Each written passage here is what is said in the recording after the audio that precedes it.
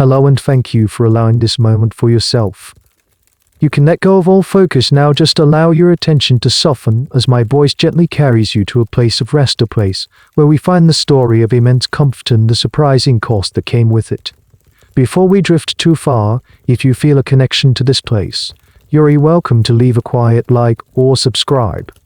Think of it not as a task, but as leaving a soft footprint in the sand before you continue your journey inward. And as you settle in, if you feel like it, you can let me know in the comments what city you're listening from and what time it is there. It's always nice to know where in the world this quiet is finding you. So, let the silence deepen around you, perhaps feeling the cool air on your skin, as we quietly cross the threshold into tonight's peaceful narrative. The first thing you're aware of is the warmth. Not the harsh baking heat of the midday desert, but a soft, buttery morning sun that filters through the high, latticed windows of your sleeping chamber.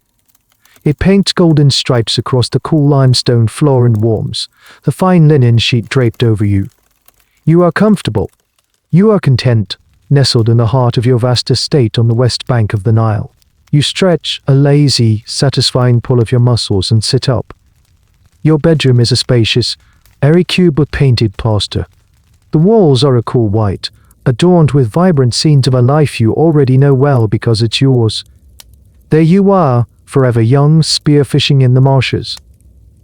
And there, overseeing the grain harvest. And there, seated with your beautiful wife, a lotus flower held to her nose.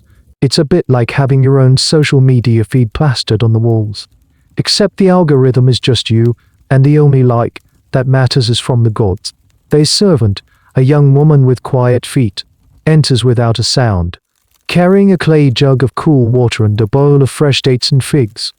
This is how every day begins. No jarring alarms, no urgent rush. Just the gentle, predictable rhythm of a life well earned, or, perhaps, well inherited. You walk out onto your private veranda, a shaded portico supported by columns painted to look like bundles of papyrus reeds. Before you, your world unfolds. The centerpiece of your estate is a long, rectangular pool, perfectly symmetrical, shimmering under the sun. Lotus flowers, both blue and white, float serenely on its surface. Around the pool is a meticulously planned garden. Sycamore and palm trees offer precise patches of shade, and rows of grapevines, heavy with nascent fruit, climb up wooden trellises. It's a paradise of order and geometry, a miniature, controlled version of the chaotic world outside your high mud brick walls. This is the typical layout for the high-ranking Egyptian official, a man of your stature. It's not just a house, it's a self-contained universe. Beyond the main villa and its gardens, you can see the tops of other buildings, the kitchens, the workshops for weavers and potters, the conical roofs of the grain silos, and the more modest quarters for your legion of household staff. Everything you need, all in one place. As you nibble on a sweet, sticky date, you see a flash of movement near the garden's edge, one of your more unusual assets. A servant is trying to coax a gazelle, its delicate legs and huge, dark eyes a picture of nervous energy, to nibble on a leaf. It wears a small decorative collar. Nobles like you often kept such animals, not for food, but for pleasure, a living piece of art to decorate the garden. Some of your peers even have monkeys, who are notoriously bad at respecting the perfect symmetry of a well-tended estate, constantly stealing fruit and chattering at inconvenient times. A few very eccentric high officials are even rumored to keep a tame crocodile in an ornamental pond. You find that a bit much. A gazelle is elegant enough. You look past your manicured paradise, beyond the high walls, to the source of all this life and wealth, the vast, flat green and brown checkerboard of your fields. They stretch all the way to the lush reeds that border the Nile itself. You see tiny figures moving out there, the farmers who work this land. The land that is yours. The precise nature of your ownership is a wonderfully complicated thing. Does the land belong to you, to the temple, or to the Pharaoh himself, who has graciously granted you stewardship? Historians thousands of years from now will write lengthy, impassioned papers arguing about this very topic, trying to define if it was a feudal system or a centralized bureaucracy. For you, the answer is much simpler. You are in charge, and at the end of the season the grain fills your silos. The details are for the scribes to worry about. For now the sun is warm, the air smells of lotus and damp earth, and a servant is approaching with a cup of beer, a thick, nutritious brew that serves as both drink and meal to start the day. Your life is a reflection of Mayat, the cosmic principle of order, truth, and balance. Everything is in its correct place, especially you.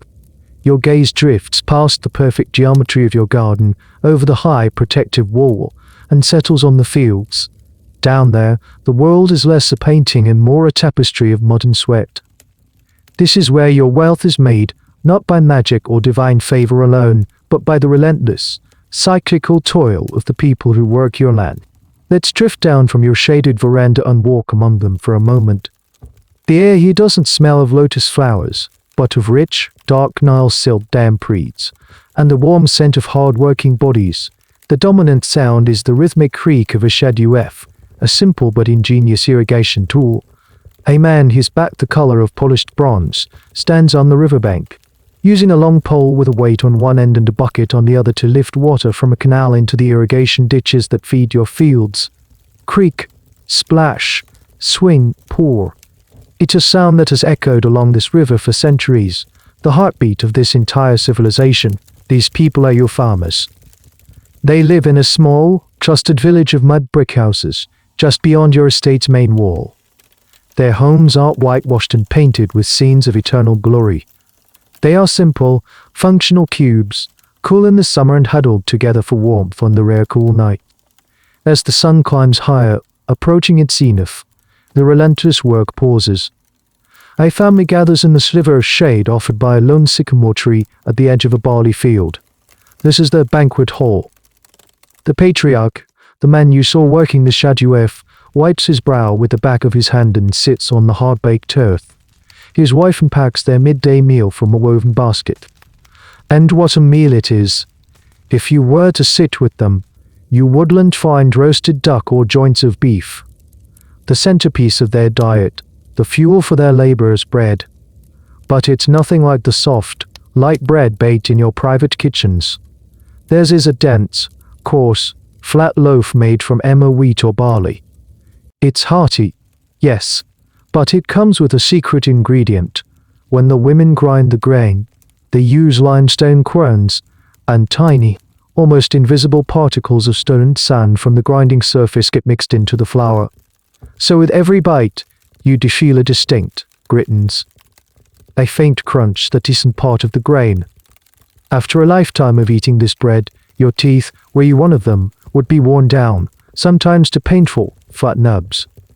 It's a telltale sign that archaeologists thousands of years from now will use to identify the skeletons of common laborers.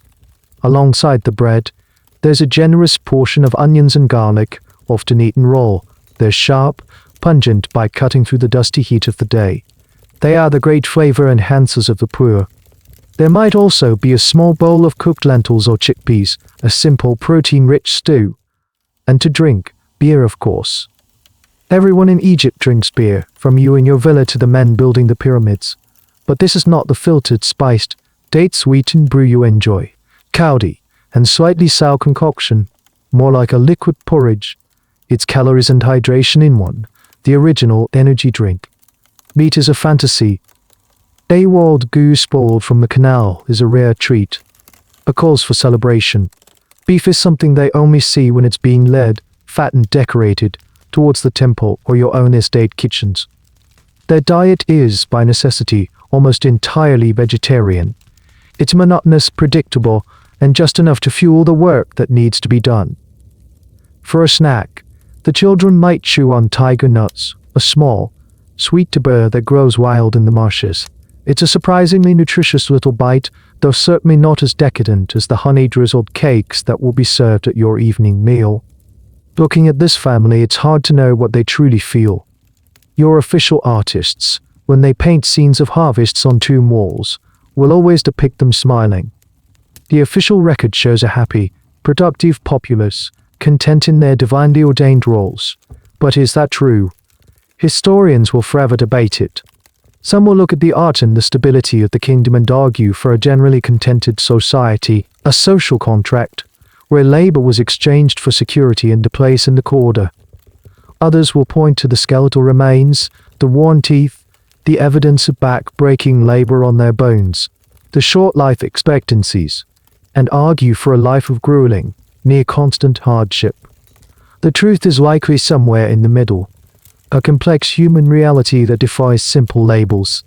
They likely knew no other life, and found joy in small moments, the coolness of the shade, the taste of a fresh onion, the laughter of a child, even within a system of immense inequality. The meal is over quickly. The basket is repacked, the last drops of beer are drained, and the family rises. The man returns to the creaking rhythm of the shaduaf. The woman and older children head back to the field to continue the tedious, backbending work of weeding. From your veranda, they are just specks again, their individual lives and gritty meals blurring back into the vast, productive landscape that belongs to you. Their work is the foundation upon which your paradise is built. A few days later, a formal invitation arrives, delivered by a priest from the great temple of Amun-Ra. Just a short, pleasant journey by barge down the river. It's not so much a request as a summons, albeit a polite one. The high priest requests your presence for a consultation regarding the upcoming festival of Opet, a major religious event. This is good news. It means your influence is recognized, your opinion valued by the most powerful institution in the land, second only to the Pharaoh himself. You make the journey in your personal barge. It's more of a floating luxury apartment than a boat, with a shaded canopy, comfortable cushions, and a small crew to handle the sailing and serve refreshments. As you glide along the Nile, life unfolds on the banks.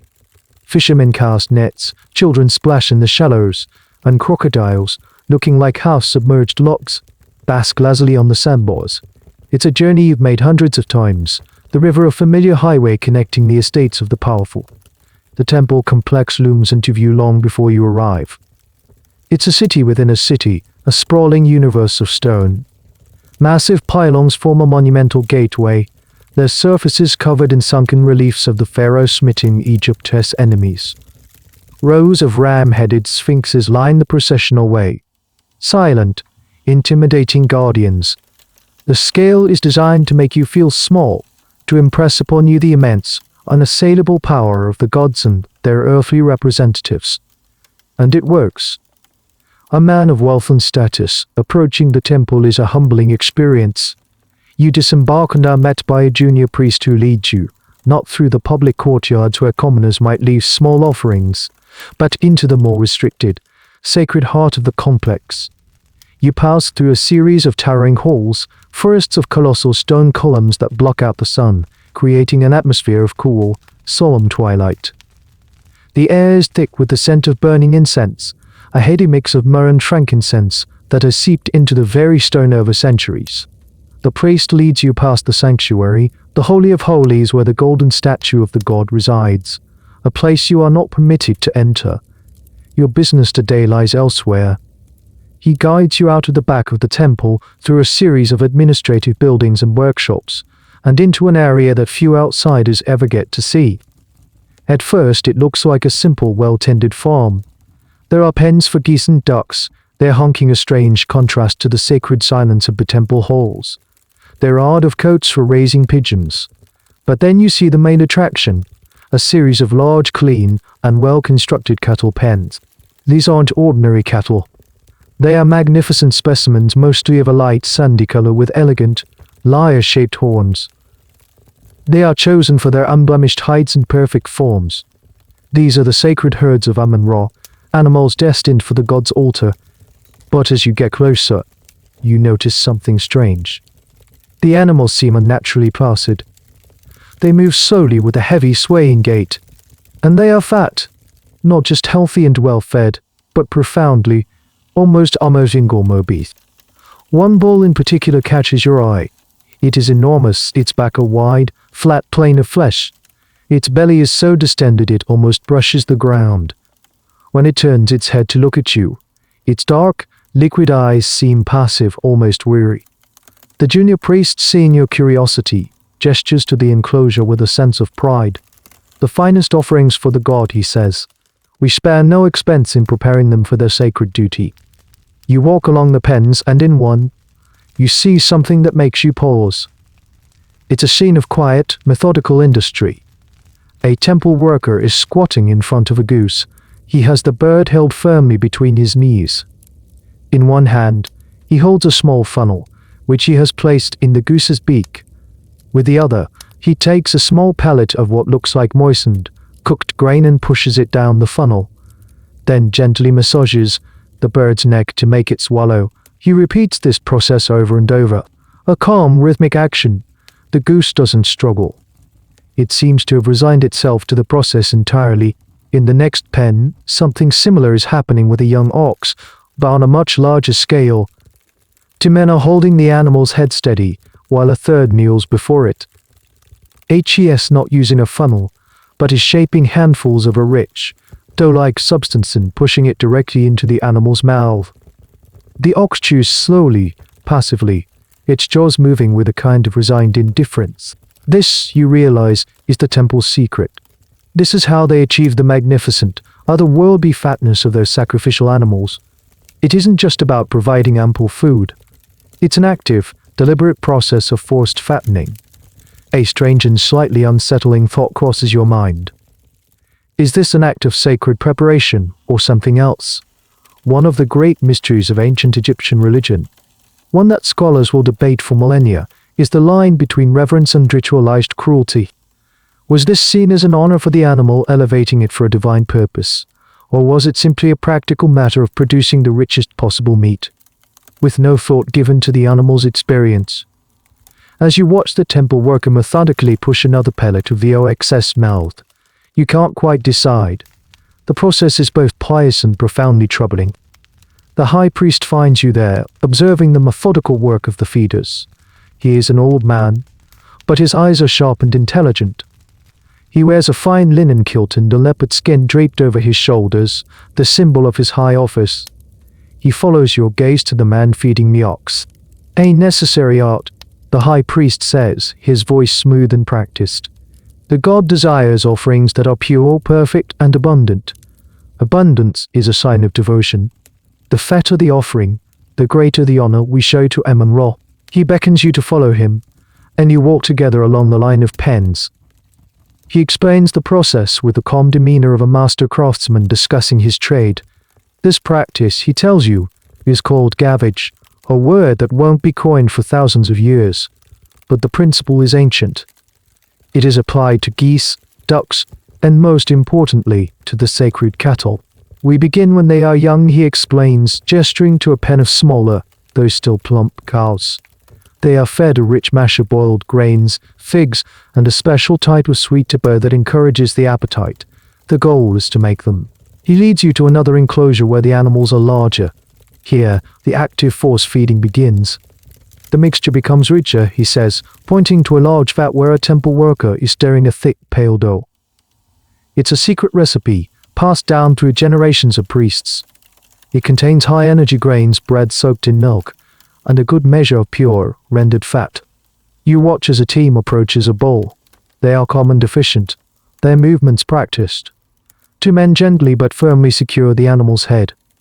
A third, the designated feeder, takes a large bowl of the doughy mixture, shapes it in his hands, and with surprising dexterity places it deep in the bull's mouth, encouraging it to chew and swallow.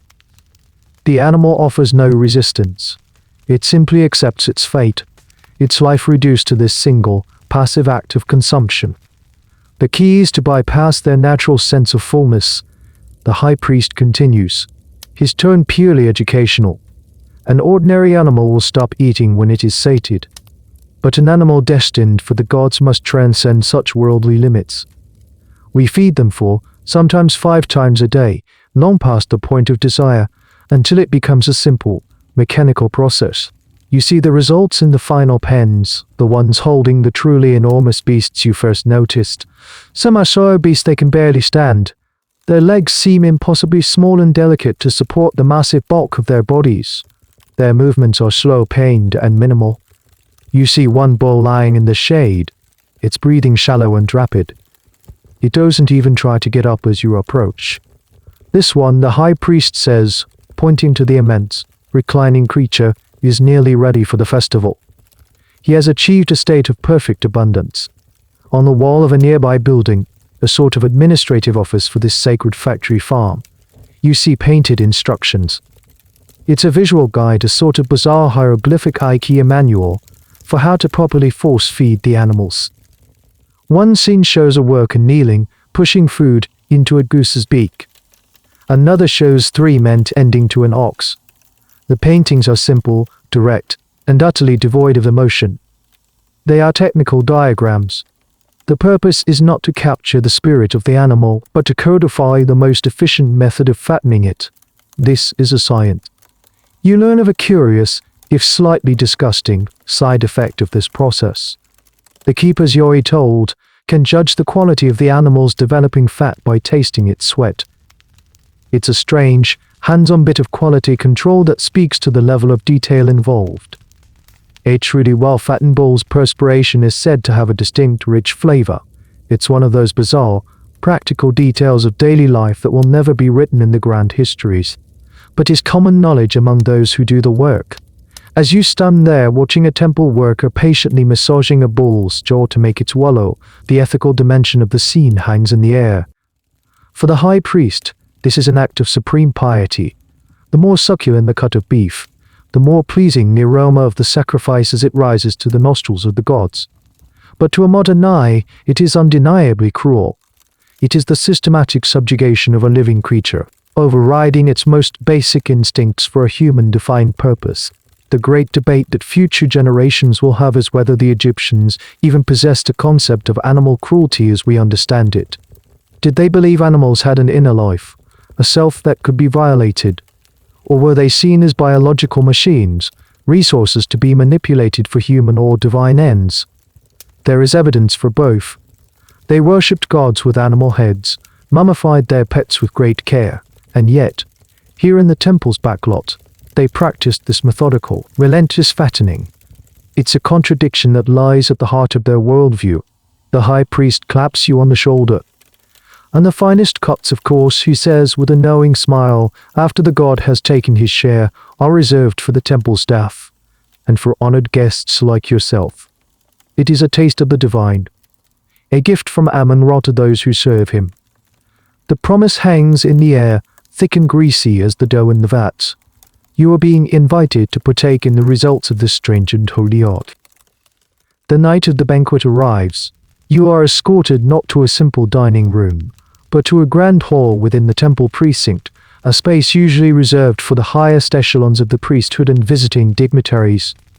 The air, which by day was filled with the solemn scent of incense, is now thick with a different, more worldly perfume: roasted meat, spiced wine, honeyed cakes, and the fragrant oils worn by the dozens of guests.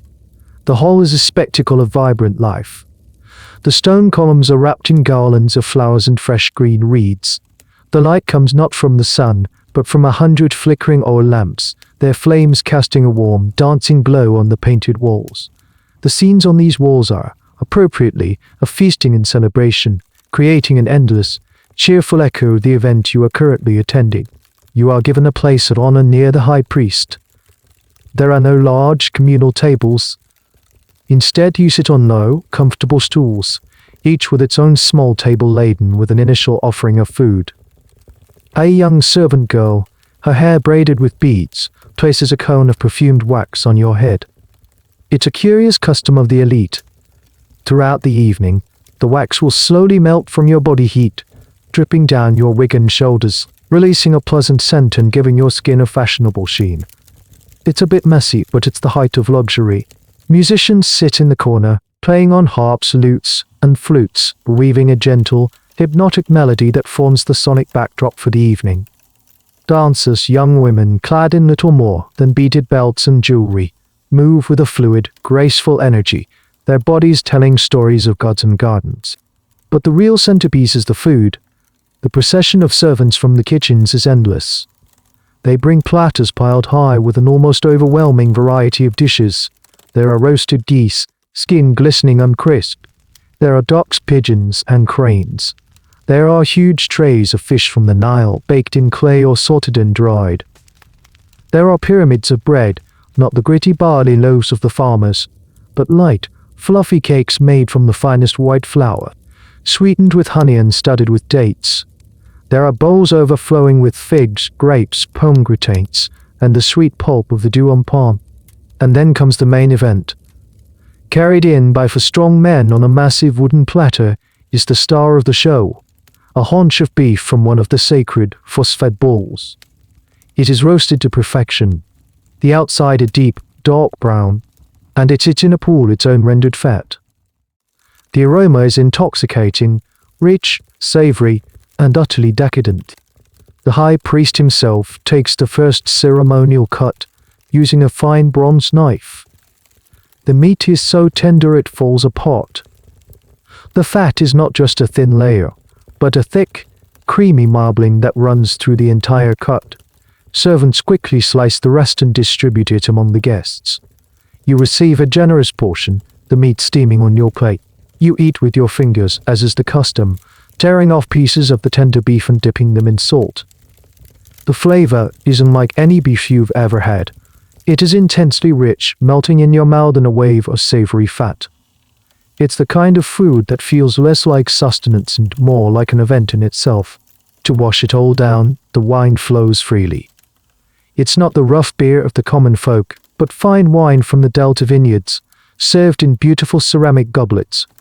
The Egyptians are connoisseurs, and some of the wine jars are even labeled with the vineyard, the year, and the name of the chief vintner, much like a modern bottle of fine wine. The mood in the hall grows louder and more boisterous as the evening wears on, fueled by the rich food and endless cups of wine. You see a man across the hall laughing, a droplet of melted wax running down his cheek. You see a woman feeding a piece of duck to her husband. The high priest is deep in conversation with a military general, both of them gesturing with hands slick with grease. It is a scene of pure, unadulterated gluttony, sanctioned by the gods themselves. This isn't just a meal, it's a performance of status, a demonstration of the temples and, by extension, your own power over the natural world. You can command not only the land to produce grain, but also animals to become vessels of pure, decadent fat. There is, however, an odd little custom that adds a strange, philosophical note to the festivities. At some point during the feast, a servant might carry a small, carved and painted wooden effigy of a mummy through the hall, presenting it to the guests. The meaning of this tradition is debated by scholars of the future. Is it a solemn reminder of mortality, a memento mori urging you to enjoy life while you can? Or is it a cheerful promise of the eternal feasting that awaits you in the afterlife if you live correctly? The interpretation likely varied from person to person. For some, it might be a sobering thought. For you tonight, surrounded by such abundance, it feels more like a promise.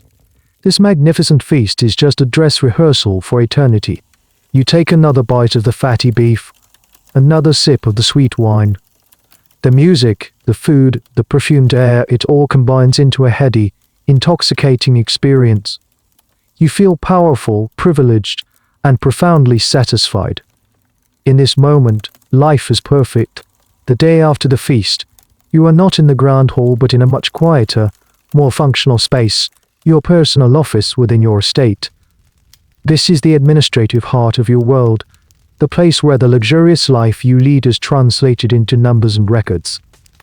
The room is lined with shelves, but instead of books they hold dozens of papier scrolls, neatly rolled and ticketed with small clay tags. Your chief scribe is with you. He is a man of immense importance, though his posture is perpetually stooped from years of leaning over his work. His name is Neb, and he is a master of the hieratic script, a faster, more cursive version of the monumental hieroglyphs, perfect for record-keeping. His fingers are permanently stained with ink.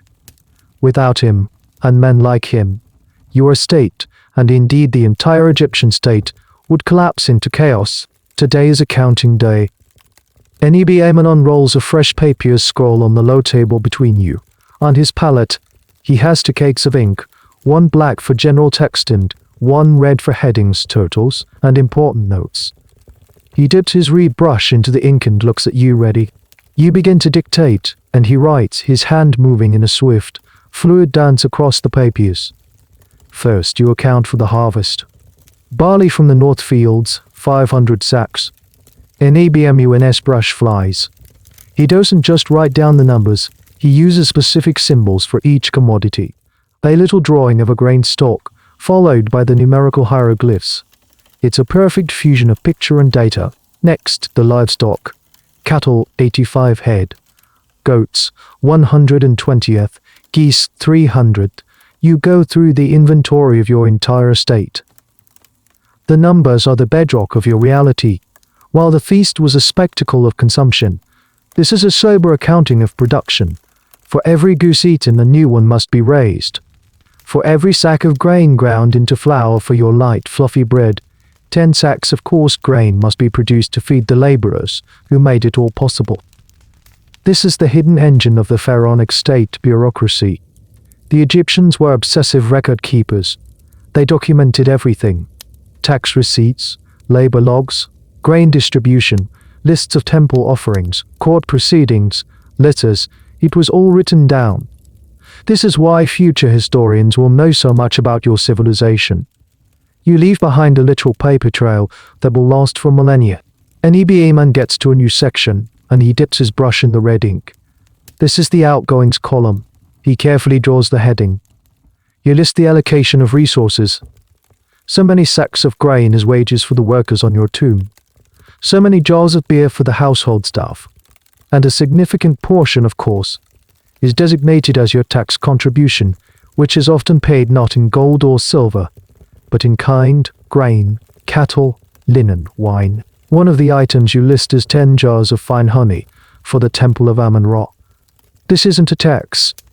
It's more of a strategic donation, a way to ensure the high priest continues to smile upon you, to keep your invitations to the exclusive banquets coming. It's all part of the intricate dance of power and influence. You then move on to a more unusual type of record.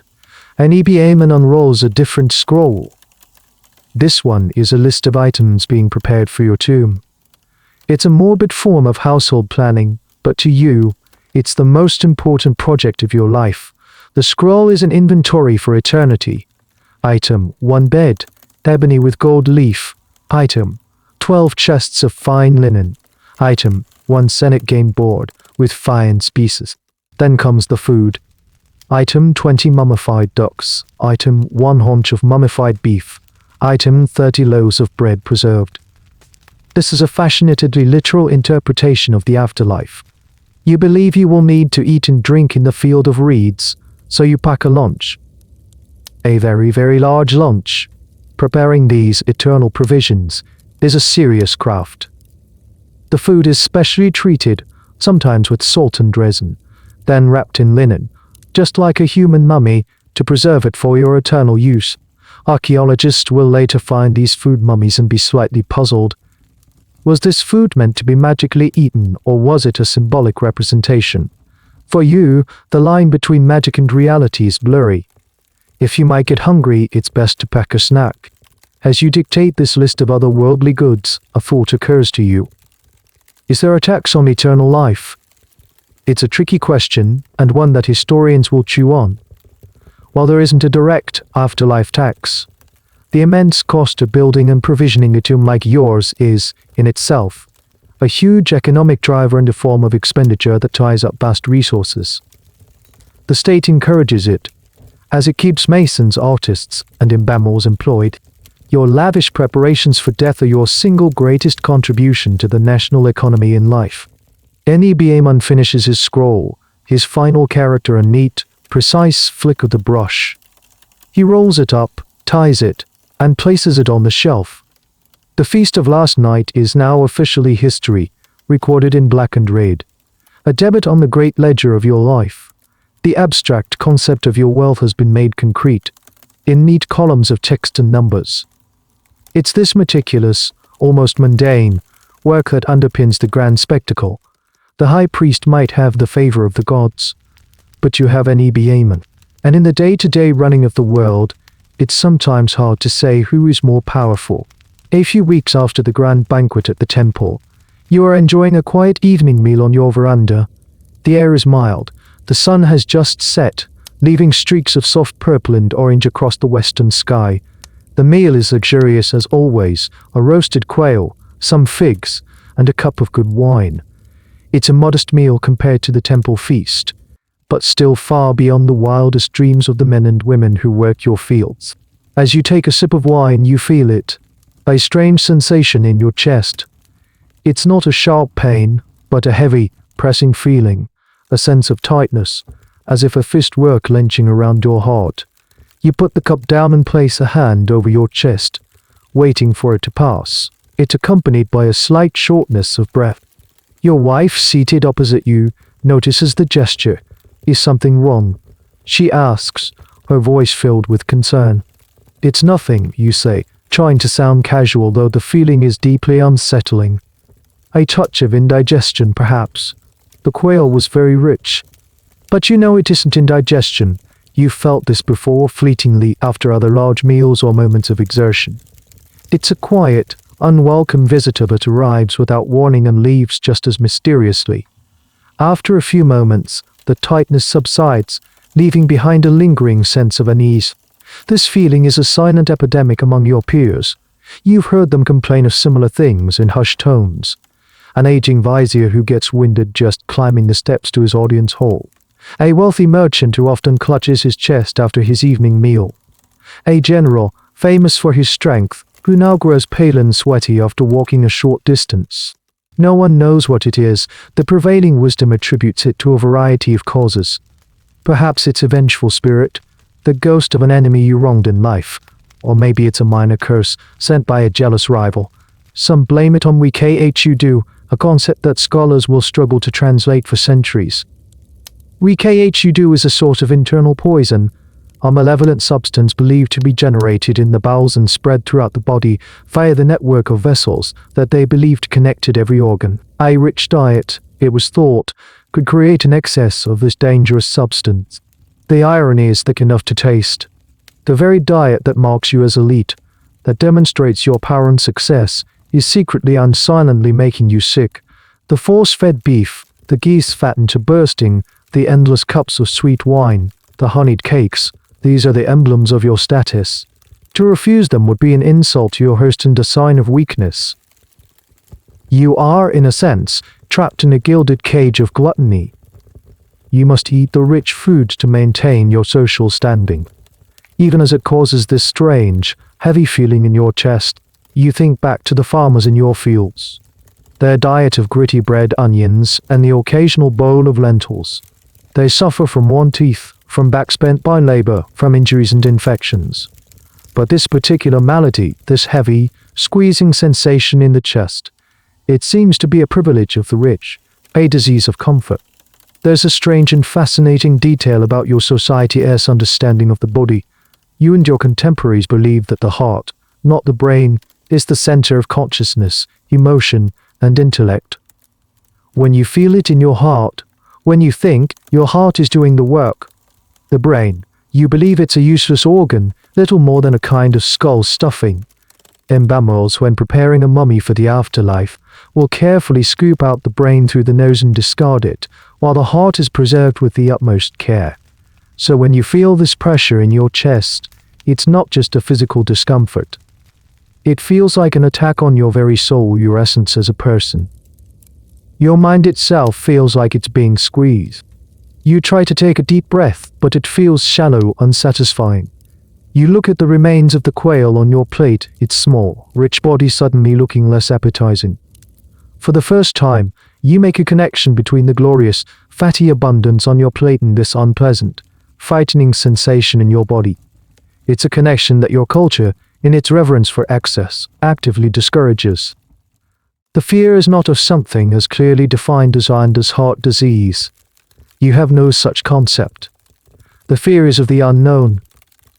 It's a creeping dread that your own body, the vessel you have fed and decorated and pampered, is betraying you from within for reasons you cannot comprehend. The physicians have their theories and their spells, but none of them seem to offer a real solution. The feeling always comes back. The last of the sun's light has faded. The servants have lit the oil lamps on the veranda, casting a soft, warm glow.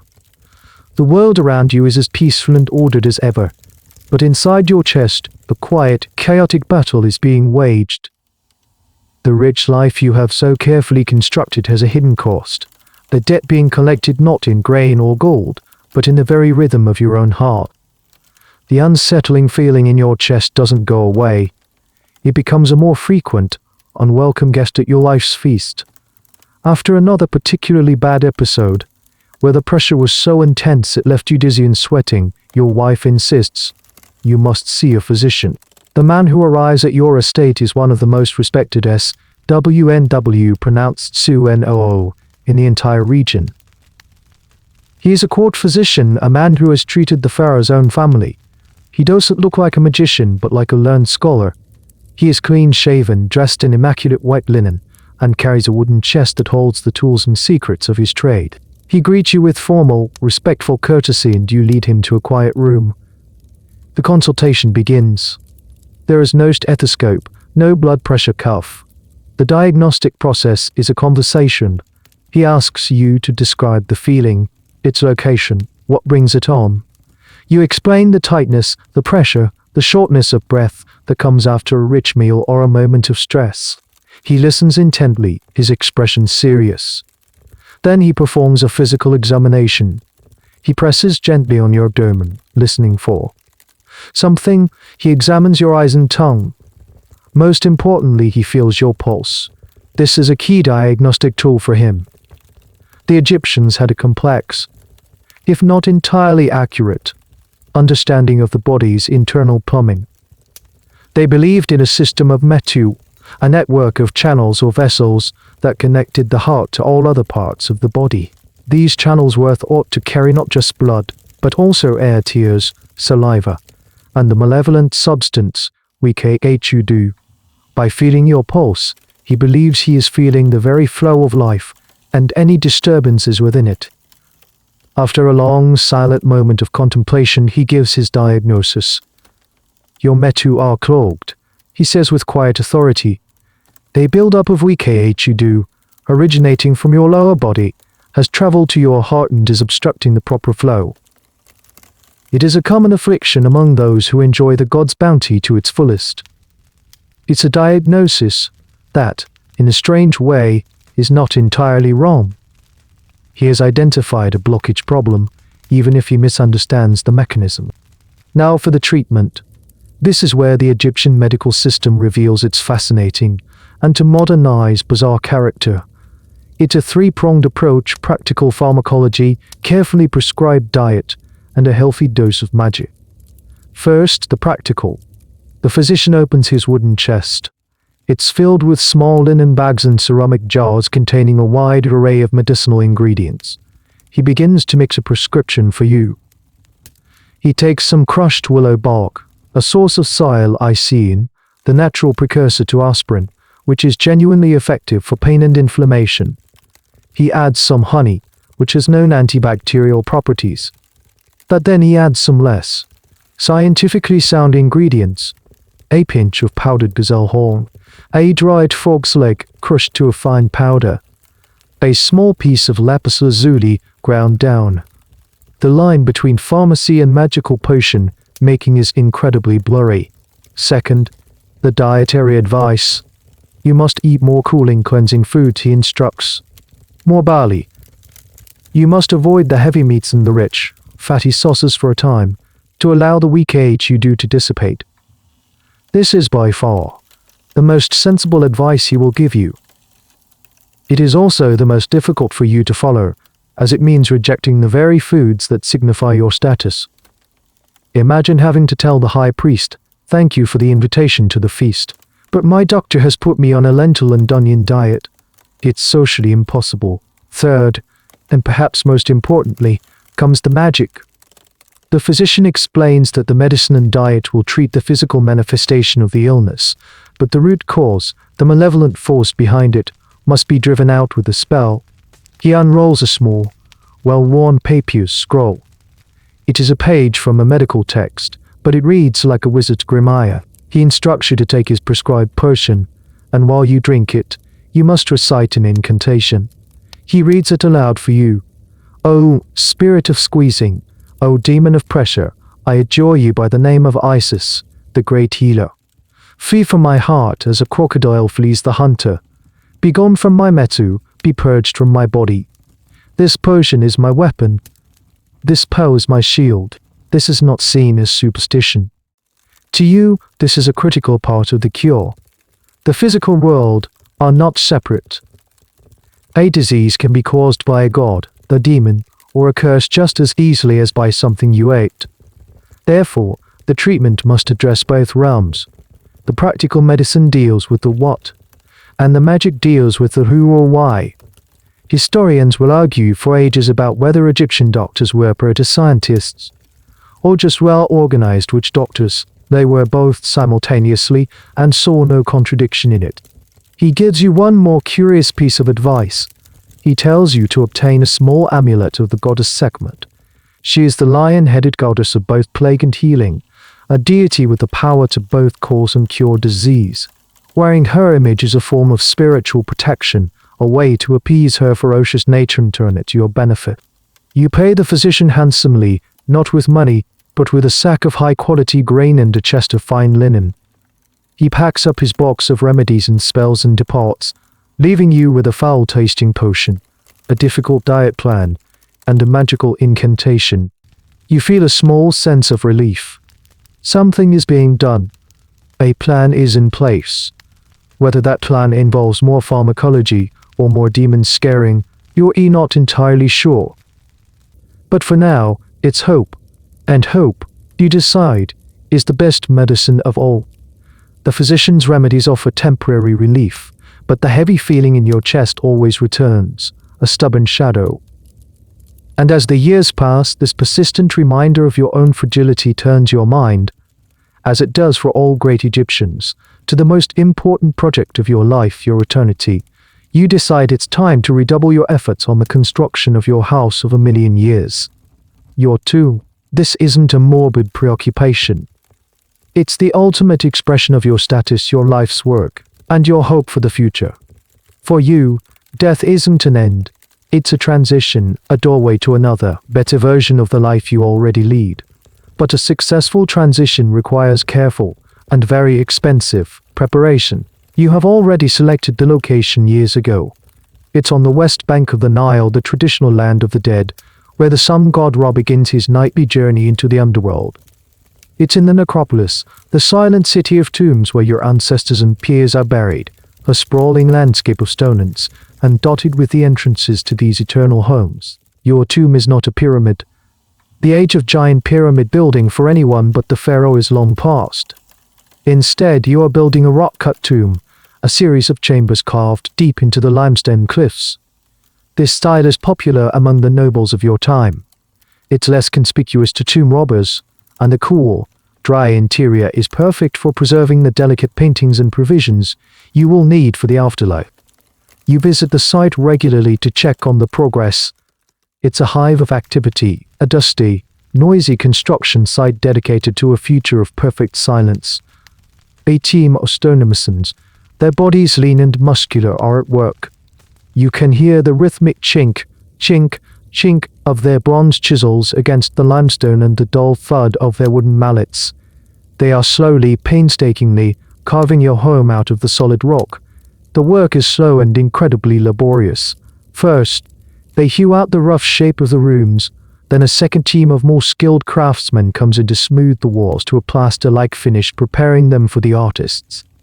You walk into the first chamber, a broad, rectangular hall. The air inside is cool and smells of stone dust.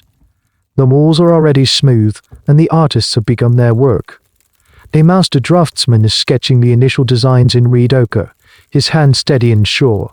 He is laying out the scenes that will cover these walls, the visual autobiography that will guarantee your eternal legacy. You review the plans with him. Every scene is chosen with a specific purpose. On one wall, a depiction of your funeral procession. This isn't just a record, it's a magical instruction. By painting it, you help ensure that it will happen correctly. On another wall, the classic agricultural scenes, plowing, sowing, and harvesting the fields of your estate. This guarantees that you will have an eternal supply of food in the afterlife. It's like painting a magical, self-refilling pantry, and of course there are the feasting scenes. You stand before a wall where the artist has just begun to outline a grand banquet. You see yourself and your wife, seated at a table piled high with offerings. You are shown in your prime, young, handsome, and healthy. Your wife is beautiful and elegant. You are holding a lotus flower to your nose, a symbol of rebirth. This is how you choose to be remembered, how you choose to be forever, in a state of perpetual, perfect, youthful enjoyment. The irony of this, given the heavy feeling in your chest, is not lost on you, but you push the thought aside. This is not a record of reality. It's an ideal, a magical blueprint for eternity. A fascinating and somewhat quirky detail of this process is the reserve head. In a small, hidden niche somewhere in the tomb, your builders will place a lifelike stone sculpture of your head. This isn't just another piece of art, it's a magical backup. The thinking is, if something were to happen to your actual mummified head, if it were damaged by tomb robbers or decayed over time, your spirit, your car, could still find a recognizable home in this stone reserve head and continue to receive offerings. It's the ultimate insurance policy for your identity. The cost of all this is staggering. You are paying the wages for dozens of skilled craftsmen, masons, plasters, carpenters for years, possibly decades. You pay them in bread, beer, grain, and cloth. Your tomb is one of the biggest economic projects you will ever undertake, consuming a significant portion of your lifetime income. But no one questions the expense. What could be a better investment than your own immortality? You discuss a specific detail with the artist. In the banquet scene, you want a depiction of a force-fed ox being presented, just like at the temple feast. It's a crucial symbol of your wealth and piety. The artist nods and makes a quick sketch in the corner of the wall. A fat, placid bowl, adorned with a floral garland. The very symbol of the rich diet that both sustains your status and plagues your heart will now be immortalized in stone, intended to feed you for all eternity. The paradox is painted right there on the wall, for anyone with the eyes to see it. But in your world, it isn't seen as a paradox at all. It's just the proper order of things. As the stone shell of your tomb nears completion and the painters slowly bring its walls to life, another, equally important process begins, stocking the larder. You can't arrive in the field of reeds and expect the gods to have catered your welcome party. An eternal life of leisure requires an eternal supply of goods, and it's your responsibility to pack them. You designate one of the newly carved back chambers of the tomb as the pantry. It's a small, dry, windowless room perfect for long-term storage. And into this room, your household staff begin to carry the provisions for your forever vacation. The sheer volume and variety of stuff is mind-boggling. It's as if you're repacking for a journey from which you will never return, which is, of course, exactly what you're doing. There are dozens of large, sealed ceramic jars. Some are filled with the finest wine from your Delta vineyards, their clay stoppers stamped with your seal to prevent any otherworldly tampering. Other jars contain beer oil and honey. These are not just symbolic offerings. They are heavy, real jars, lugged into the tomb by sweating servants. Then come the chests. Huge wooden chests, beautifully carved and painted, filled with the essentials of a comfortable afterlife. There are chests of fine linen, from rough daily kilts to the almost transparent, gossamer-like linen reserved for special occasions. There's a chest containing your cosmetics, jars of kohl for lining your eyes to protect against the supernatural evil eye, of course, and palettes for grinding the black and green powders. There's another chest with your jewelry, broad colors of faience beads, gold amulets and stone bracelets. You have to look your best when you meet the gods.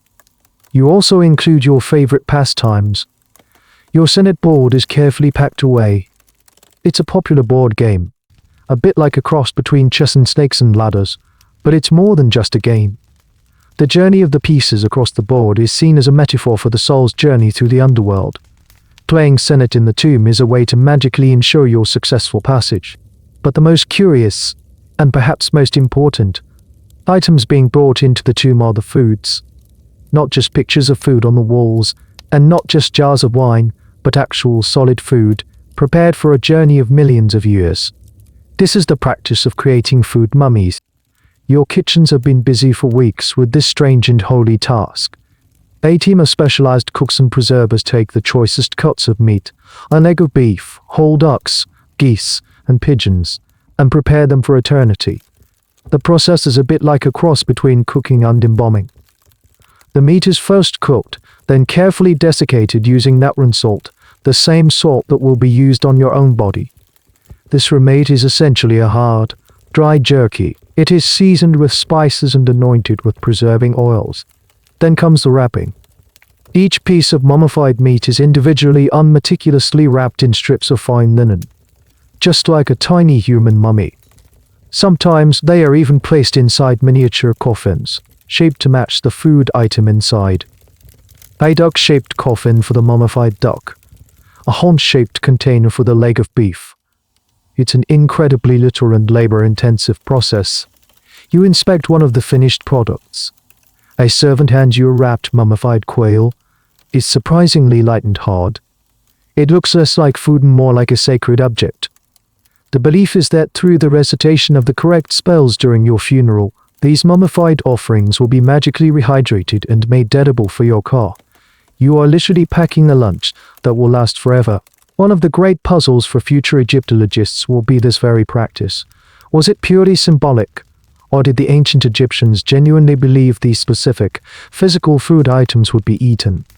The level of care and resources poured into creating these food mummies suggests a very literal belief.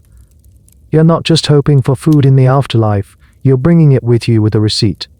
There's even a niche belief among some scholars that certain foods were chosen symbolic properties. A goose, for example, was associated with the god Ammon, so bringing a mummified goose was like bringing a little piece of the god's power with you.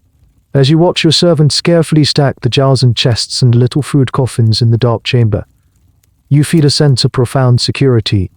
Your house is built, your walls are painted with magic, and your pantry is full. You have done everything a man can do to prepare for the great journey. The wine is ready to be poured, the game board is ready for play, and a perfectly preserved, yet somewhat dry, beef roast is waiting for you. You have curated the perfect afterlife, a customized, eternal version of the luxurious life you already know. Now, all that's left is the final, inevitable step of the journey. The day of the great festival of Opet arrives, and with it, a moment of profound religious significance and immense physical effort. The perfectly abundant bowl you saw weeks ago, the one who had achieved a state of near immobility, has been chosen for the primary sacrifice. His sacred duty and his life are about to come to an end. The day begins with a procession. The bull is led, or rather coaxed and guided, from its pen in the temple's rear enclosures toward the main courtyard. It's not a simple walk. The animal is so immensely fat that its every step is a slow, ponderous effort. Its breath comes in short, heavy wheezes. A team of temple attendants surrounds it. Some lead it with a decorative rope, some walk beside it, and in a detail that will be immortalized on temple walls, some are positioned at the rear, pushing and heaving to help the great beast move forward. It's a scene of immense, almost absurd difficulty. The bull itself is decorated for its final journey. A magnificent floral wreath is placed around its thick neck. Its horns are gilded with gold leaf, gleaming in the bright Egyptian sun. Its sandy-colored hide has been brushed until it shines. It is treated like a king on his way to his coronation. A king whose throne is the altar.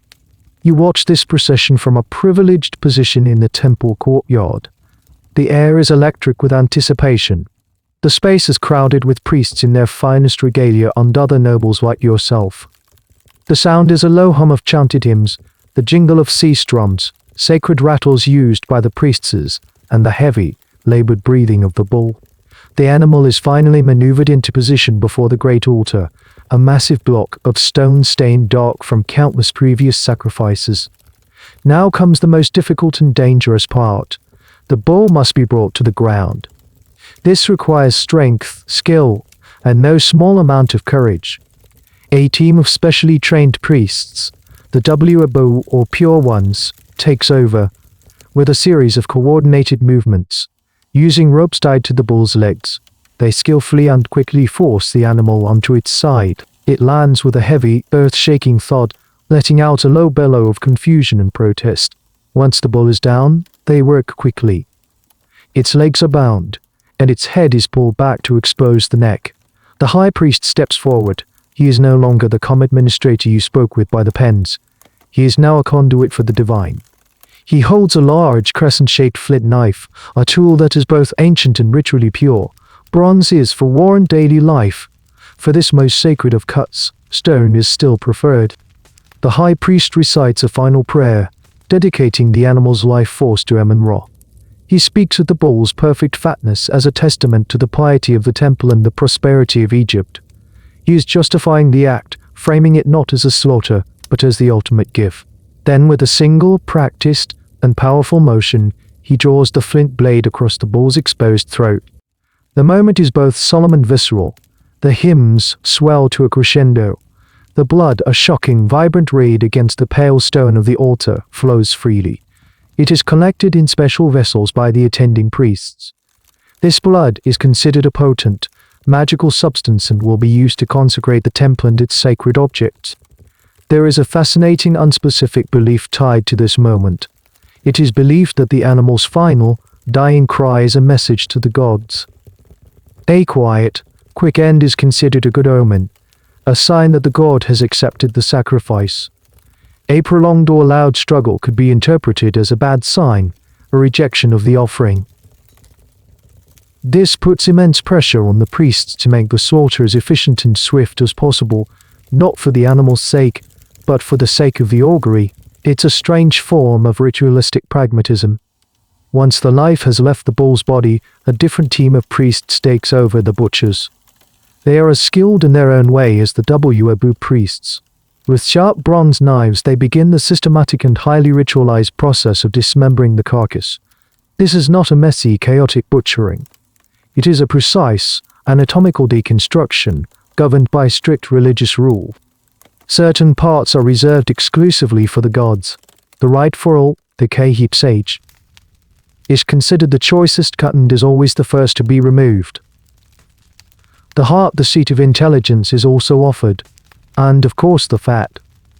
Large portions of the suit and other fatty tissues are carefully cut away. These parts will be burned on the altar. The belief is that the fragrant smoke, the aroma of the gods, is what truly feeds the divine entities. They inhale the essence of the roasted fat. The rest of the carcass is then divided according to a strict, hierarchical system. The best remaining cuts, the tenderloins, the ribs, the other prime joints, all marbled with the rich, deliberately cultivated fat, are set aside for the temple's elite, the high priest and his inner circle. And, of course, for the honored guests who will attend the feast that follows. That means you. As you watch the butchers skillfully carving the massive animal, you know you are looking at your evening meal. The sacred burden has fulfilled its purpose. Its life is over. Its role, as a vessel of divine flavor, is about to begin. The sacred part of the ritual is complete. The smoke from the burning fat on the great altar has ascended, carrying its savory message to the heavens. Amun-Ra has, in theory, had his dinner. Now, it's time for the mortals to have theirs. The division of the remaining meat is a critical moment, an act that reaffirms the social and religious hierarchy as rigidly as the stones of the temple itself. The process is called the reversion of offerings. It's a core concept of your temple economy and one that future historians will find endlessly fascinating. The logic is simple. Once the gods have consumed the spiritual essence of the food, the physical substance is no longer needed by them. It would be wasteful, an insult to the gods' bounty, to simply dispose of it. So the offerings revert back to the human world, to be consumed by those who serve the gods. It's a brilliant system that sanctifies what is, in essence, a very large and well-organized catering operation. You watch as the temple butchers, having finished their work, lay out the various cuts of beef on large reed mats. It's a stunning display of anatomy and abundance. There are ribs, shanks, sirloins, and great slabs of marbled brisket. The high priest, accompanied by his senior staff, inspects the meat. He points to certain cuts, the most visibly fatty and tender, and they are immediately set aside. These are for the divine table, the feast for the highest-ranking priests and their guests, including you. A slightly less prime, but still excellent portion is allocated to the lower-ranking priests, the scribes, the workshop overseers, and other important temple functionaries. They too will feast tonight, though on a slightly less grand scale. Then another share is designated for the Wabu priests who performed the slaughter and the other skilled craftsmen who serve the temple. Finally, what remains, mostly the less desirable cuts, organ meats, and bones that can be boiled for broth, is distributed among the temple's manual laborers, the guards, and the other junior staff. For them, this is a rare and precious bounty, a taste of meat they might get only a few times a year during major festivals. In this way, the single body of the sacrificed bull nourishes the entire temple community, from the high priest in his leopard skin to the young boy who sweeps the courtyard floors. Every person receives their share according to their station. The divine meal becomes a social diagram, edible and clear. You retire to the feasting hall, the same one you visited before. The atmosphere is once again one of jubilant celebration. And the centerpiece of the meal is, of course, the freshly slaughtered beef. When the servants bring the platter to your table, the meat is still warm, cooked to perfection over open fires. The flavor is even more intense than you remember, the fat richer, the texture more tender. This is food at its absolute peak, a direct transfer of energy from the divine to the elite. As you eat, you reflect on the journey of this meal. It began months ago in a special pen, with a dough made from a secret recipe. It involved a team of specialized feeders, a difficult final walk, a gilded procession, and a sacred, bloody ritual. All of that ceremony has culminated in this single piece of meat melting in your mouth. You are tasting piety. You are tasting power. There's a quirky and debated aspect of this whole process. What did the gods really want? The official doctrine, the one the high priest would tell you, is that the gods desire the best, the most perfect, the fattest offerings. But some later scholars will propose a more cynical, economic theory. They'll argue that the priests claimed the gods wanted fat animals because the priests themselves wanted to eat rich, fatty meat. By framing their own culinary preferences as a divine command, they could justify the immense expenditure of resources on the garbage program and ensure their own tables were always laden with the best food. It's a classic what's good for the gods is good for me situation. Was it genuine piety or a divinely sanctioned excuse for a permanent barbecue? The answer is likely a complex mix of both. You take another bite of the beef. It is undeniably delicious. The wine that accompanies it is superb. The music is enchanting. In this moment, it's easy to believe that this is the correct order of the universe. The gods in their heaven, the Pharaoh on his throne, and you in this hall, enjoying the fruits of a system that works in perfect, harmonious alignment. The heavy feeling in your chest is a distant memory, easily banished by another sip of wine and another sacred fatty meat. The reversion of offerings has completed its cycle, nourishing your body, if not your long-term health. For tonight, that is more than enough. Your life continues its comfortable, predictable rhythm, punctuated by feasts and administrative duties. But the shadow of your mortality, cast by the recurring tightness in your chest and the slow, steady progress on your tomb grows longer. It's time to confront the most practical aspect of your eternal journey, the preservation of your physical body. It's time to visit the Imbamal. You make a trip to a place that most people avoid, a place that is both a sacred workshop and a site of grim, methodical work. It is known as the Warbet, the pure place, but it is more commonly called the Pernefer, the beautiful house. It is here that the dead are transformed into gods. The workshop is located on the edge of the desert near the necropolis, for obvious reasons of sanitation and ritual purity. As you approach, the air becomes thick with a strange, not entirely unpleasant smell, a mixture of hots and drying linen, cedar oil, and the sharp, chemical tang of natron salt. You are met by the chief emblem, a man who holds the title, he who controls the secrets. He is a priest, but of a very specialized and somewhat ostracized kind. His work is essential, but it is also ritually unclean, as he deals directly with the dead. He leads you on a tour of his facility, explaining the process with the calm, detached air of a master craftsman. The main workshop is a large, open-air pavilion, shaded from the sun, but allowing the dry desert wind to circulate. Several long, stone tables are arranged in neat rows. On some of them are the still, silent forms of your fellow nobles in various stages of their transformation. It's a sobering sight, but your guide speaks of it with a matter-of-fact reverence. The first step is purification, he explains, pointing to a newly arrived body being washed with water from the Nile. We cleanse the vessel before we begin. He then leads you to the next station, where the most critical and delicate part of the process takes place. Next, we must remove that which decays most quickly. He describes in calm, clinical detail how they make an incision in the left flank of the body. Through this small opening, they remove the stomach, the intestines, the liver, and the lungs. It is done with skill and precision to minimize damage to the body cavity. And the brain. You ask about the brain, the organ you believe to be useless stuffing. The emblem smiles faintly. The brain is removed through the nose, he says.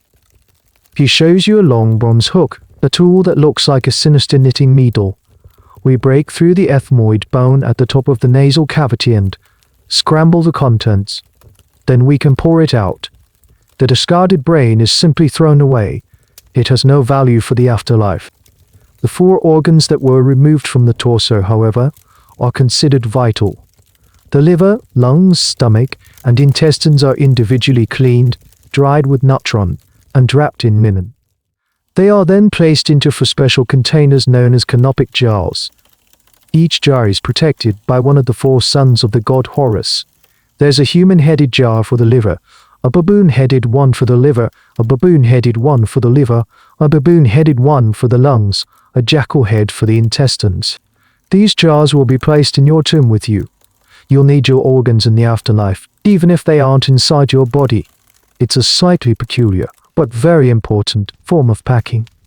The now empty body cavity is then rinsed with palm wine and spices, and the real work of preservation begins. The body is completely covered, inside and out, with piles of natron, a naturally occurring mixture of sodium carbonate and sodium bicarbonate harvested from the dry lake beds of the Wadi Elmet Run. It looks like coarse white salt. The body will rest in the natron for 40 days, the emblem explains, gesturing to a row of shrouded figures resting on slanted beds, allowing the fluids to drain away. The salt draws out all the moisture, all the fat, all the things that lead to decay. It is the great purifier. This 40-day period is a time of magical transformation. It's not just a chemical process, it's a period of transition, where the deceased slowly leaves the world of the living. It is mirrored by the 40 days that the star Sirius is invisible in the night sky, a period of cosmic renewal. After 40 days, a body is a husk of its former self, desiccated, shrunken, and hard. It is then taken to the final station, the wrapping. This is an art form in itself. A team of wrappers chanting protective spells will spend 15 days meticulously wrapping the body in hundreds of yards of fine linen strips. Between the layers of linen, they will place dozens of magical amulets, the ant for life, the DJ Ed pillar for stability, the scarab beetle for rebirth, each one a piece of spiritual armor for the journey ahead. You look at the silent, patient work of the embalmers. They are technicians of eternity. Their knowledge of anatomy is purely practical, learned through generations of the sacred dissection. They know the location of the organs, but their understanding of their function is rooted in magic and religion, not science. This blend of practical skill and deep, unwavering faith is what makes their craft so uniquely Egyptian. Their work ensures that your body, your court, will remain a recognizable home for your soul, your BA, and your spirit double, your car, for millions of years. It's the most important service anyone will ever perform for you. You continue your tour of the beautiful house, with the chief emblem, feeling a strange mixture of clinical curiosity and deep personal investment. This, after all, is a preview of your own posthumous sport day. You watch the wrappers meticulously applying linen strips to a desiccated body, their movements precise in practice. It is then that the chief emblem, a man not given to idle chatter, decides to share a professional confidence. He lowers his voice slightly, as if discussing a trade secret. Your body, he begins. choosing his words carefully, and the bodies of others of your station present, a unique challenge. You raise an eyebrow. A challenge. I would have thought my station afforded me the best of everything, even in this process. Oh, it does, he assures you quickly. The finest linen, the most fragrant oils, the most powerful amulets, but the vessel itself, the cot. It is a matter of material science. He gestures toward one of the stone tables where a body has just been brought in, the body of a wealthy merchant who passed away only yesterday. The man was known for his love of feasts and his considerable girth. Look, the emblem says. The bodies of the common laborers, the farmers and the soldiers. They are muscle and bone. When we place them in the natron, the desiccation is swift and clean. The moisture is drawn out, and what remains is a solid, dry form, easy to preserve, easy to wrap. He then points back to the merchant's body, but a body that has been, well enjoyed, is a different matter. It is rich. It is full of fat. And here you learn the strange, greasy problem of mummifying the elite. Fat, unlike muscle, does not desiccate cleanly. It resists the drawing power of the natron. It liquefies. It complicates the entire process. The fat, the emblem explains with a sigh, it renders. It creates soils that saturate the tissues and resist the natron's pull. It can make the purification process messy.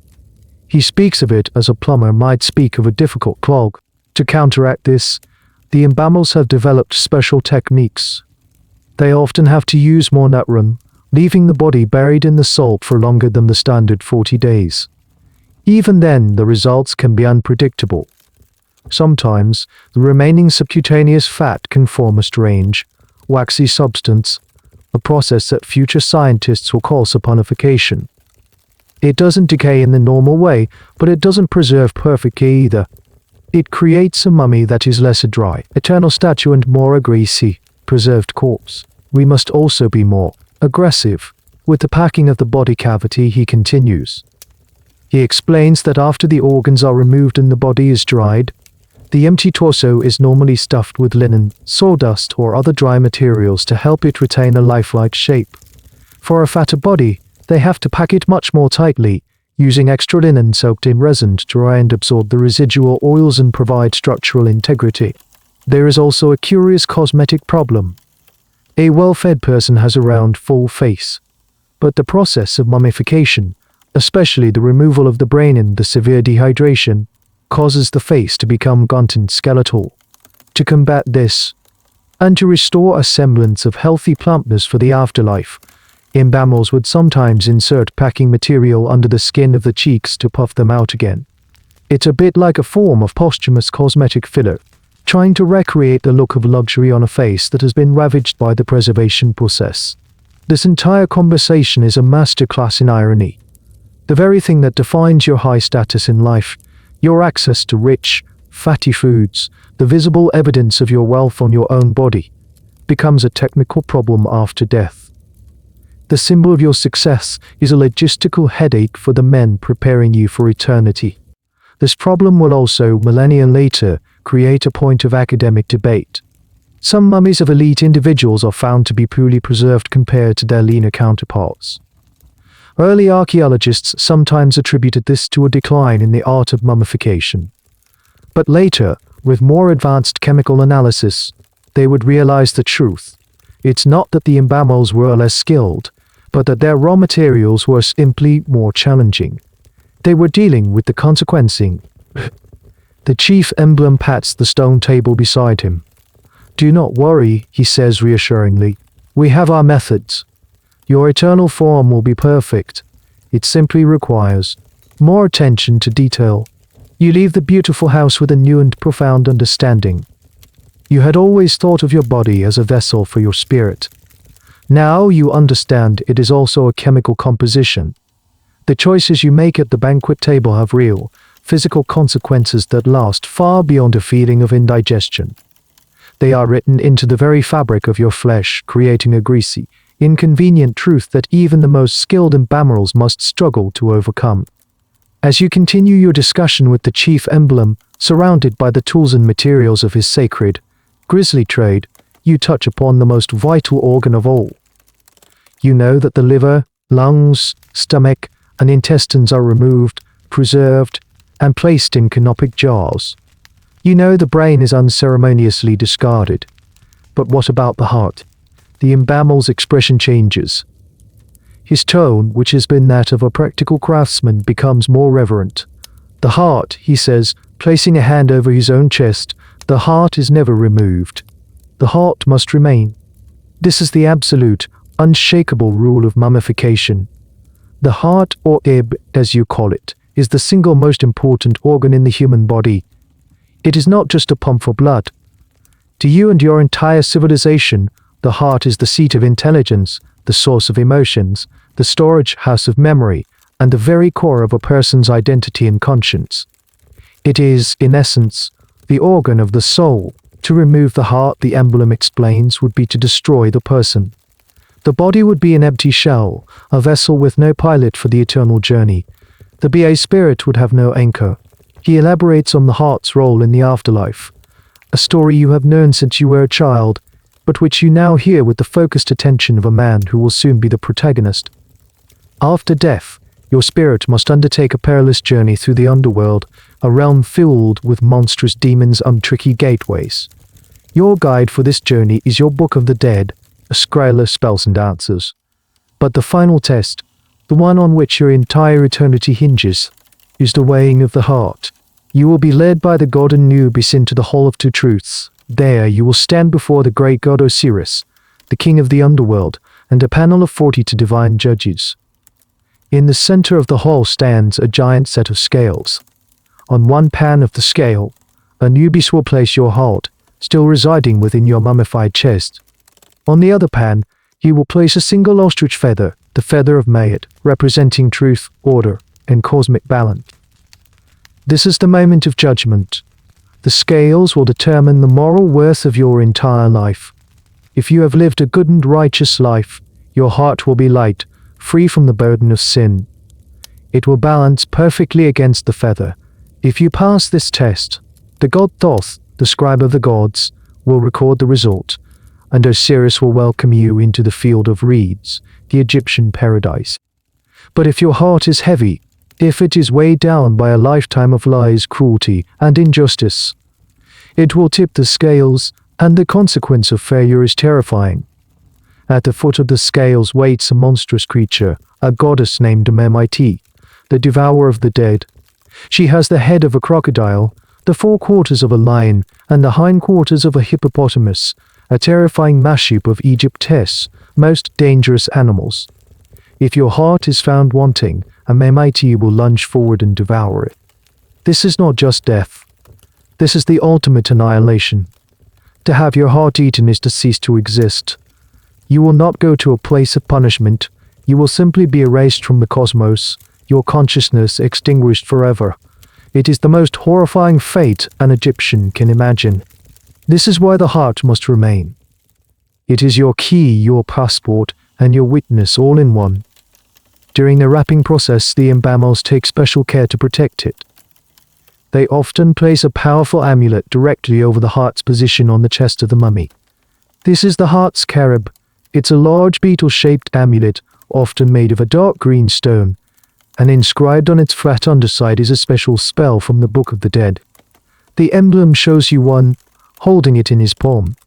It feels cool and heavy. He recites the spell for you. O my heart which I had from my mother, O my heart of my different ages, do not stand up against me as a witness, do not oppose me in the tribunal, do not be hostile to me in the presence of the keeper of the balance. It's a fascinatedly pragmatic piece of magic. You are essentially telling your own heart not to snitch on you. It's a magical gag order on your own conscience, just in case you have a few things you'd rather the 42 judges didn't hear about. Scholars will later debate this spell endlessly. Is it a sign of a cynical, legalistic approach to morality? A way to cheat the final anxiety? A way to cheat the final exam? Or is it an expression of human anxiety? A plea for mercy in the face of absolute judgment? You're not trying to lie exactly. You're just encouraging your heart to focus on the positive. So, while your other organs are packed away in jars like sacred luggage, your heart stays put. a silent, powerful passenger on the journey to the great scales. It is the repository of every feast you've eaten, every order you've given, every secret you've kept. And one day, its weight, for better or worse, will be revealed. The years roll by like the Nile and flood seasons, slow but unstoppable. The tomb is finished, a silent, painted palace waiting for its king. The provisions are stocked. The chief emblem has long since taken your measurements and received a down payment.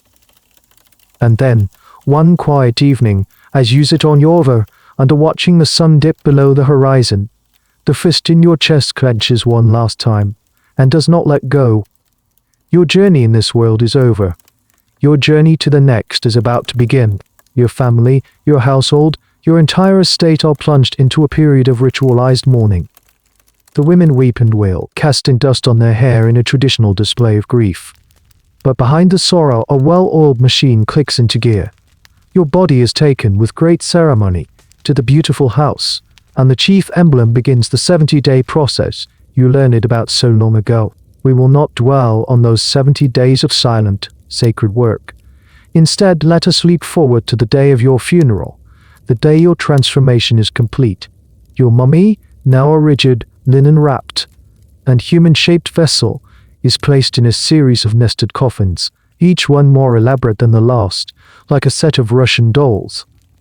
The outermost coffin is a masterpiece of gilded wood, with your face painted on it, calm and idealized, your eyes staring into eternity. The coffin is placed on a funerary sledge, a type of sled designed to be pulled over the sand. It is drawn not by horses, but by a team of oxen, and sometimes by your grieving male relatives. A great procession forms. At the head are priests, wafting incense and sprinkling milk. Then comes your coffin, with your widow kneeling at its head, her face a mask of sorrow. She is flanked by two women, professional mourners hired for the occasion, who impersonate the goddesses Isis and Nephthys. The divine mourners of the god Osiris, their high-pitched, ululating cries echo across the desert landscape. Behind your coffin walk your family, your servants carrying the canopic jars, the mummified food, the chests of linen, the furniture, and all the other provisions for your afterlife. It's a literal moving day, relocating your entire household from the world of the living to the world of the dead. The procession slowly makes its way to the entrance of your tomb into the banned necropolis.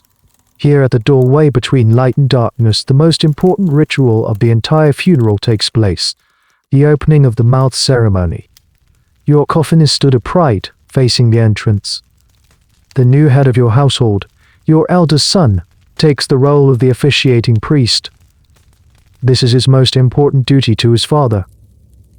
If this ceremony is not performed correctly, your mummy will be just a lifeless doll. You will not be able to see, speak, hear, or eat in the afterlife. Your senses will be sealed shut forever. The priest, your son, holds a set of special ritually charged instruments. The most important is an adze, a woodworking tool with a curved blade, but one made for this ceremony, often from a special stone or even a meteorite. He also has a number of other implements, including one shaped like a serpent's head and another like a ram-headed staff. He approaches your upright coffin. Chanting a series of powerful spells, he touches the adze to the mouth of the painted face on the coffin. "I open your mouth for you," he recites, his voice ringing with authority. He then touches the eyes, the nose, and the ears of the coffin face, symbolically opening them as well. This is not just symbolism. In your worldview, this is a profound act of magical reanimation. The ritual actions performed on the coffin are believed to be transferred directly to your mummy inside and to your co-spirit. The dead mouth is made capable of speech and eating. The dead eyes are made capable of seeing the glories of the underworld. The dead ears are open to hear the spells that will guide you. You are being switched back on. There is a fascinating and slightly strange detail about the origins of this ceremony. Some Egyptologists believe it may have evolved from an even older, more literal practice. In some very ancient burials, the jaws of the deceased were found to have been physically pried open. The later, more refined ritual with the adze may have been a symbolic replacement for a cruder, more physical act. The core idea remained the same: a dead mouth cannot eat. The ceremony culminates with a food offering. A priest brings forward the mummified leg of a freshly sacrificed calf, the K-heap-sage, the same cut offered to the gods. He touches it to the mouth of your coffin. This is the first meal of your new existence, a magical offering that reactivates your ability to consume the eternal provisions waiting for you inside the tomb. Now and only now are you ready to enter your house of 1,000,000 years. The heavy coffin is carefully maneuvered through the narrow doorway and into the dark, cool chambers. It is placed in the burial chamber, the deepest and most protected room. The canopic jars are set beside it. The furniture is arranged. The food offerings are stacked. The entrance is sealed with stones and plaster, intended never to be opened again. You are left in the silent, perfect darkness, fully equipped, fully reanimated, ready to begin the next great adventure. You are now sealed within the silent, absolute darkness of your tomb. The sounds of the wailing mourners and the priest's chants have faded, replaced by a silence so profound it seems to have a weight of its own. But you are not alone. Your claw, your spirit double, is here, and your BA, the human-headed bird that is your soul, is ready to begin its journey. To navigate the treacherous landscape of the duat, the Egyptian underworld, you need more than just a well-stocked pantry and a reanimated body. You need a map, a guidebook, and a book of cheat codes all in one. This is your Book of the Dead. It's not a book in the modern sense. It is a long papyrus scroll, sometimes up to 100 feet long, beautifully illustrated and filled with spells, hymns, and instructions. It was commissioned by you years ago, personalized for your specific journey. It's the most important document you will ever own. Your BA spirit, now free to move, can access this scroll and use its knowledge. You unroll the scroll in your mind's eye. The proper name for it is not the Book of the Dead. That's a name invented by modern archaeologists. The real title, as written on the scroll itself, is the Book of Coming Forth by Day. The name reveals its true purpose, not to dwell on death, but to provide the means to overcome it and emerge into the light of the eternal day in the field of Re. The scroll is a stunning work of art. The hieroglyphs are written in neat, clear columns by a master scribe. Colorful vignettes, small painted scenes, illustrate the key moments of the journey and the spells associated with them. You see pictures of yourself, always depicted as young and vital, standing before various gods, navigating a fiery lake and battling monstrous serpents. The scroll contains around 200 spells or chapters, though not every scroll contains every spell. They were chosen by you or for you by the priest based on your budget and perceived needs. It's a bit like choosing the options package on a new car. The basic package might get you through the main gates, but for the deluxe journey, you need the premium spells. You begin to read, or rather to use the scroll. Each spell is a practical tool for a specific problem.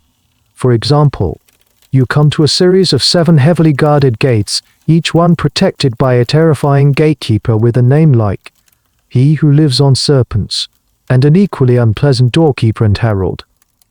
To pass, you must know the secret names of all 3. Your scroll provides the answers. You must say, I know you, and I know your name. There are spells for every conceivable contingency. There is a spell for not dying a second time in the realm of the dead, a crucial one to prevent that ultimate annihilation. There is a spell for not letting a man's head be cut off from him, which seems like a good one to have handy. There's a spell to prevent you from having to eat your own filth if you run out of food offerings, a grim but practical concern. And there are the transformation spells. These are some of the most wondrous. With the right incantation, your BA spirit can transform into a variety of powerful or useful creatures to overcome obstacles. There's a spell to transform into a swallow, allowing you to fly. A spell to transform into a crocodile, to navigate the dark waters of the underworld. There's even a spell for transforming into a lotus, a symbol of rebirth, and another for transforming into a living god. This isn't just about survival, it's about empowerment.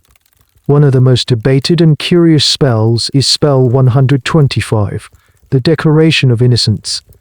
This is the part you must recite in the Hall of Two Truths, before the weighing of your heart. It's a long list of things you haven't done. I have not committed robbery with violence. I have not stolen. I have not slain men and women. I have not been a Pharisees. I have not told lies.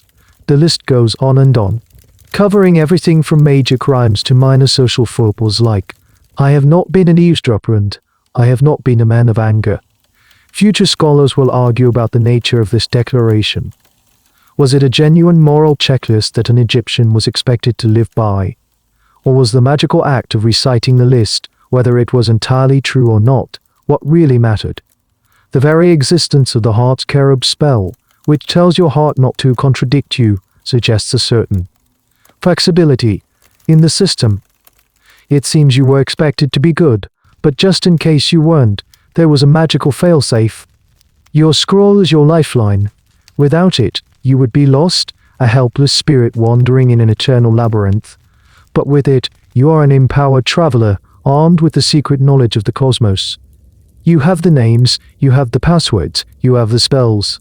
You are ready for the final exam. Following the map laid out in your Book of the Dead, your BA spirit navigates the winding, treacherous paths of the Duat.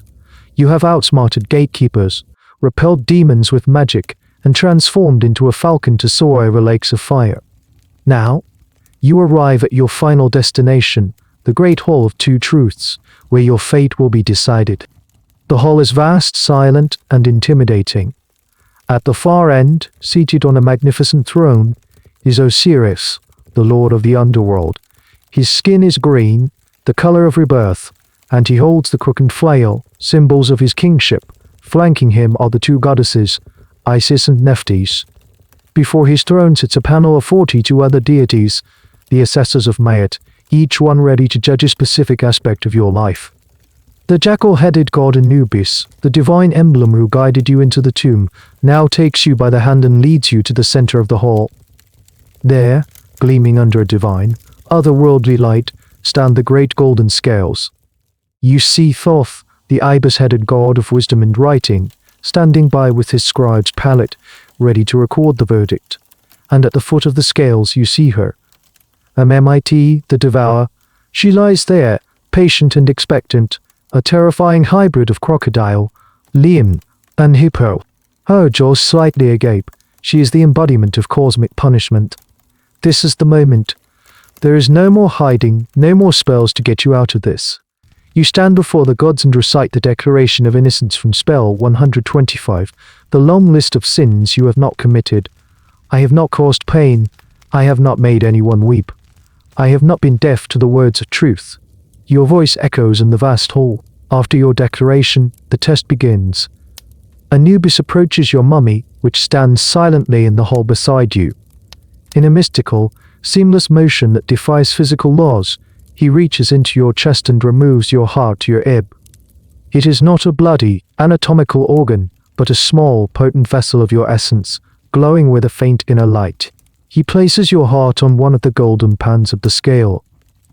You watch it settle, a tiny, weighty object containing the sum of your entire existence. Then, from a special container, he takes out the single, pure white feather of the goddess Mayat. It is impossibly light, a symbol of perfect truth and order. He places the feather on the other pan. A profound silence falls over the hall. The scales begin to move. They sway gently, back and forth as the universe itself holds its breath. This is the ultimate reckoning. Every rich meal you ate, every order you gave, every time you looked away from a person in need, it's all in that pan being weighed against a single, weightless feather. You think of the force-fed bulls, their sad, plastered eyes. You think of the feasts, the mountains of greasy meat. You think of the heavy, squeezing feeling in your chest, the disease of luxury that plagued your final years. Was that a physical manifestation of a spiritual heaviness? Did the weak AH you do, your physician spoke of, the internal poison of a rich diet, add tangible weight to your heart? This is a question historians will ponder for millennia. They will find the mummies of your peers, scan them, and see the physical evidence of atherosclerosis, the hardened, clogged arteries caused by your diet. They will see the physical plaque, and they will wonder, did the ancient Egyptians have a concept of this, a moral or spiritual equivalent? Is the weighing of the heart, a metaphor for a life out of balance, a life where consumption has outweighed compassion. The evidence is tantalizing but inconclusive. The texts speak of moral failings, lying, stealing, killing. They don't mention cholesterol. And yet, the core idea of a heavy heart, burdened by excess, resonates with a startling clarity. The scales slow their swaying. They begin to settle. Your entire being is focused on the needle at the fulcrum. It quivers, moves a fraction of an inch one way, then back the other. Will it be balance, or will it be the abyss? A strange and often overlooked detail in some versions of the Book of the Dead is the depiction of a small, human-headed figure standing on top of the scales, as if trying to adjust the result.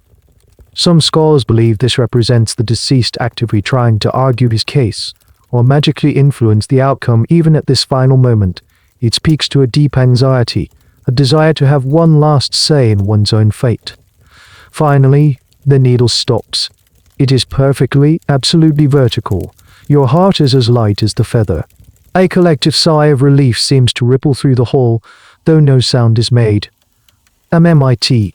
The devourer lets out a disappointed grunt and rests her head back on her paws. Her services will not be needed today. Thoth dips his brush in his ink and records the result on his papyrus scroll. His heart is true. He is justified. The word is may ak hear you. True voice. It is the most beautiful phrase you have ever heard. Anubis takes your hand again and leads you forward, past the scales, toward the throne of Osiris. Horus, the falcon-headed son of Osiris, presents you to his father. Here is the noble soul, he announces. His heart has been weighed in the balance, and he is found worthy. Osiris, the green-skinned king, nods his solemn approval. He gestures with his hand, not speaking but communicating his verdict directly to your soul. You are welcome here. You have passed the test. The door to paradise is now open. Having been declared true of voice, a profound sense of peace settles over you, a calm you haven't felt since you were a child basking in the Nile's sun. The intimidating grandeur of the Hall of Two Truths melts away, and Osiris gestures for you to proceed to your eternal reward. You have earned your place in the Aru, the field of reed. You step through a final, shimmering gateway, and the world changes. The cool, dark, solemn underworld is gone, replaced by a landscape of impossible idyllic beauty. You are standing in a perfect, idealized version of the Egypt you just left. This is paradise, and it looks wonderfully familiar. The light here is the soft, golden light of a perpetual dawn. The air is warm and sweet, smelling of lotus blossoms on freshly tilled earth. The sky is a brilliant, cloudless turquoise. Before you stretches a vast, fertile plain, crisscrossed by shimmering blue canals that branch off from a wide, placid river, a perfect, heavenly Nile that never floods disastrously and is never to know. The fields are a vibrant, supernatural green, bursting with life. You see barley growing taller than a man, and stalks of emmer wheat so heavy with grain they bend in gentle arcs. This is the source of the eternal bread and beer you will enjoy. The trees are laden with fruit, figs so ripe they are almost bursting, pomegranates the color of jewels, and dates hanging in thick, sugary clusters. This is your eternal home, and the best part is, it's a reflection of the life you already knew and loved. The core belief is not one of escaping the world, but of perfecting it. Your afterlife is a celestial version of your estate on the West Bank. You see a beautiful airy villa, much like your old one but grander, its gardens perfectly manicured, its pool shimmering with an inner light.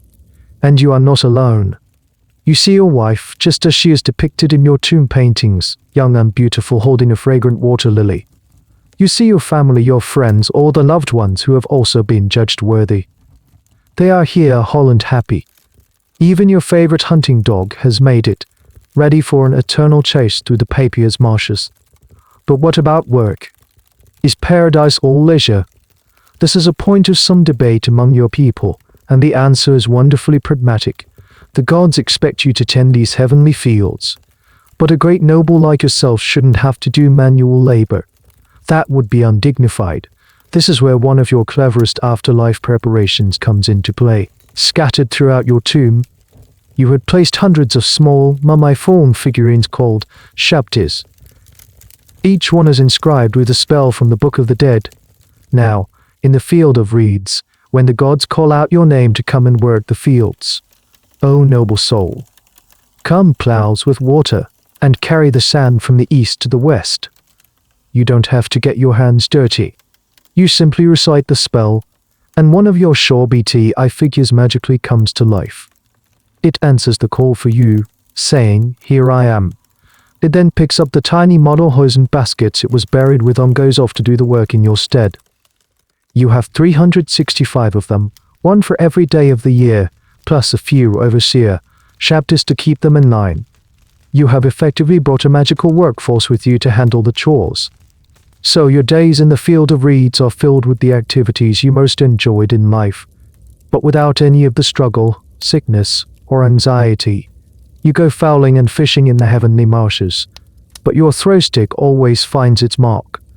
You feast with your family, enjoying the bounty of the land, the celestial beef, the divine geese, the ever-flowing wine. But here, the food brings only pleasure, not the heavy feeling in your chest. The celestial diet has no side effect.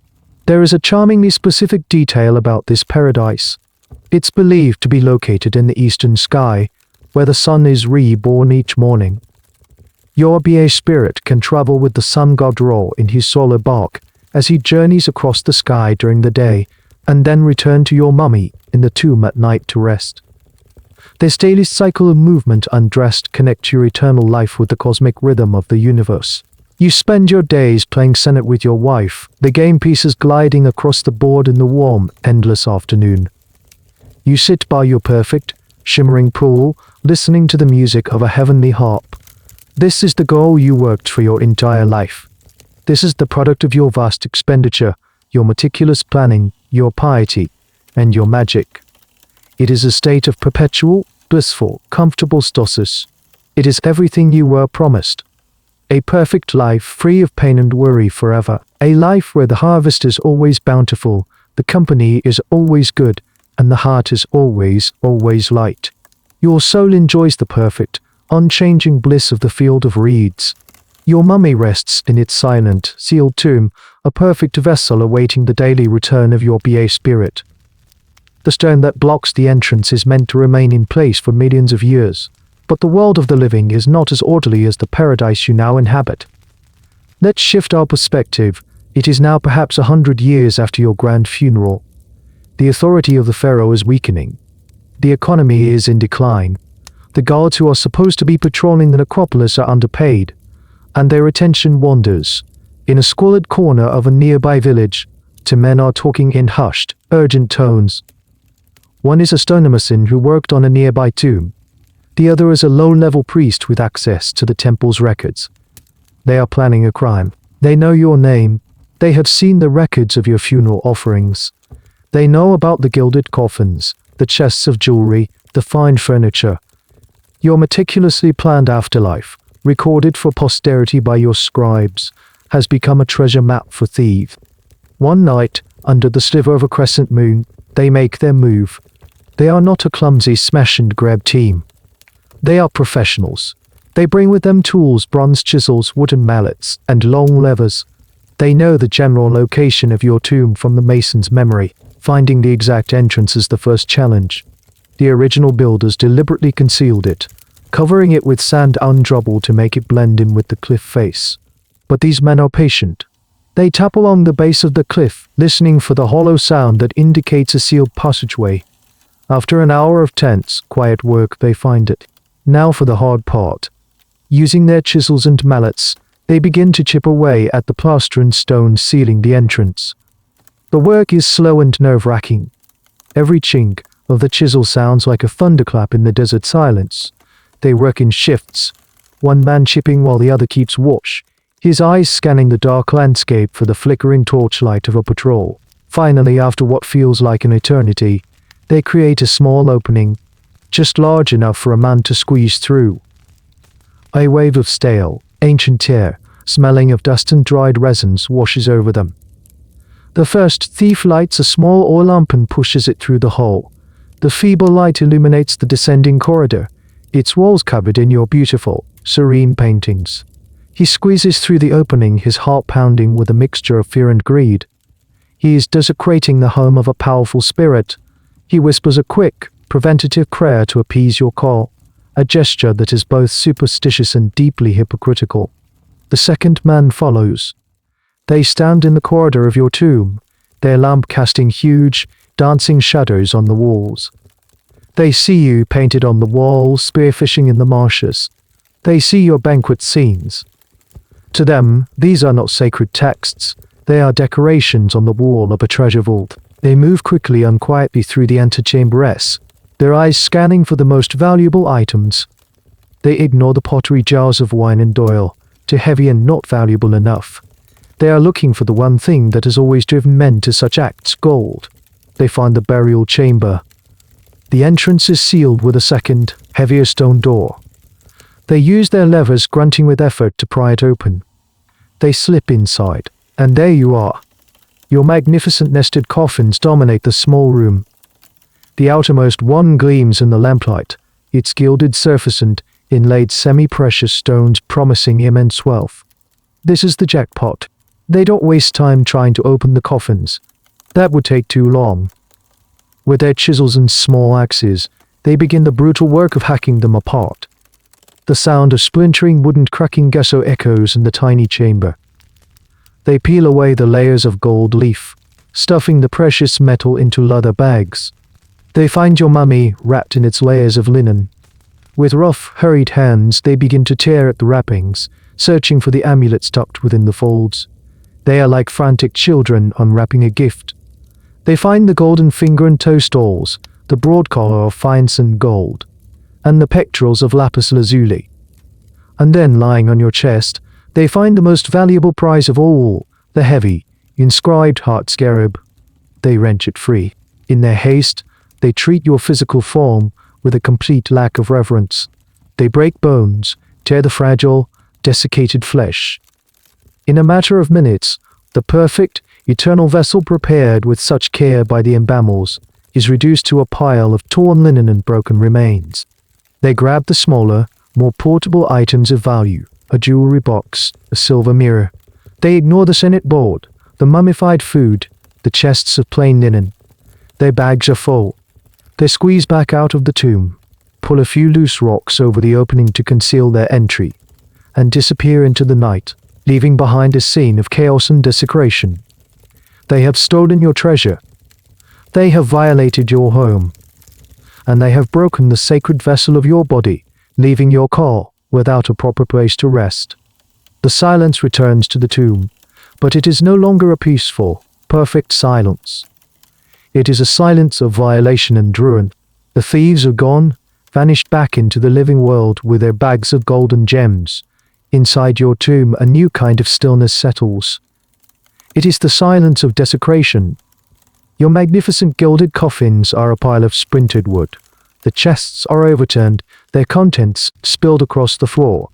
And your physical form, the cot that was so meticulously preserved, is a scattered, broken ruin. The bond between your spirit and your earthly vessel has been violently damaged. The tomb, your house of 1,000,000 years, is no longer a safe, inviolate sanctuary. It is a burgled house, its doors kicked in, its sanctity shattered. Your BA spirit can still journey to the field of reeds, but its anchor in the physical world, its home base, has been profaned. And then nothing, for 100 years, then 1,000, then 2,000, then 2,000, then 3, your tomb remains in its state of quiet ruin. The small opening the thieves made is gradually covered by the shifting desert's arms. The wind, the sun, and the slow creep of time work together to erase any sign that it was ever there. The memory of your name fades from the world of the living. The great temples you patronized fall into ruin themselves, the stones recycled for other buildings.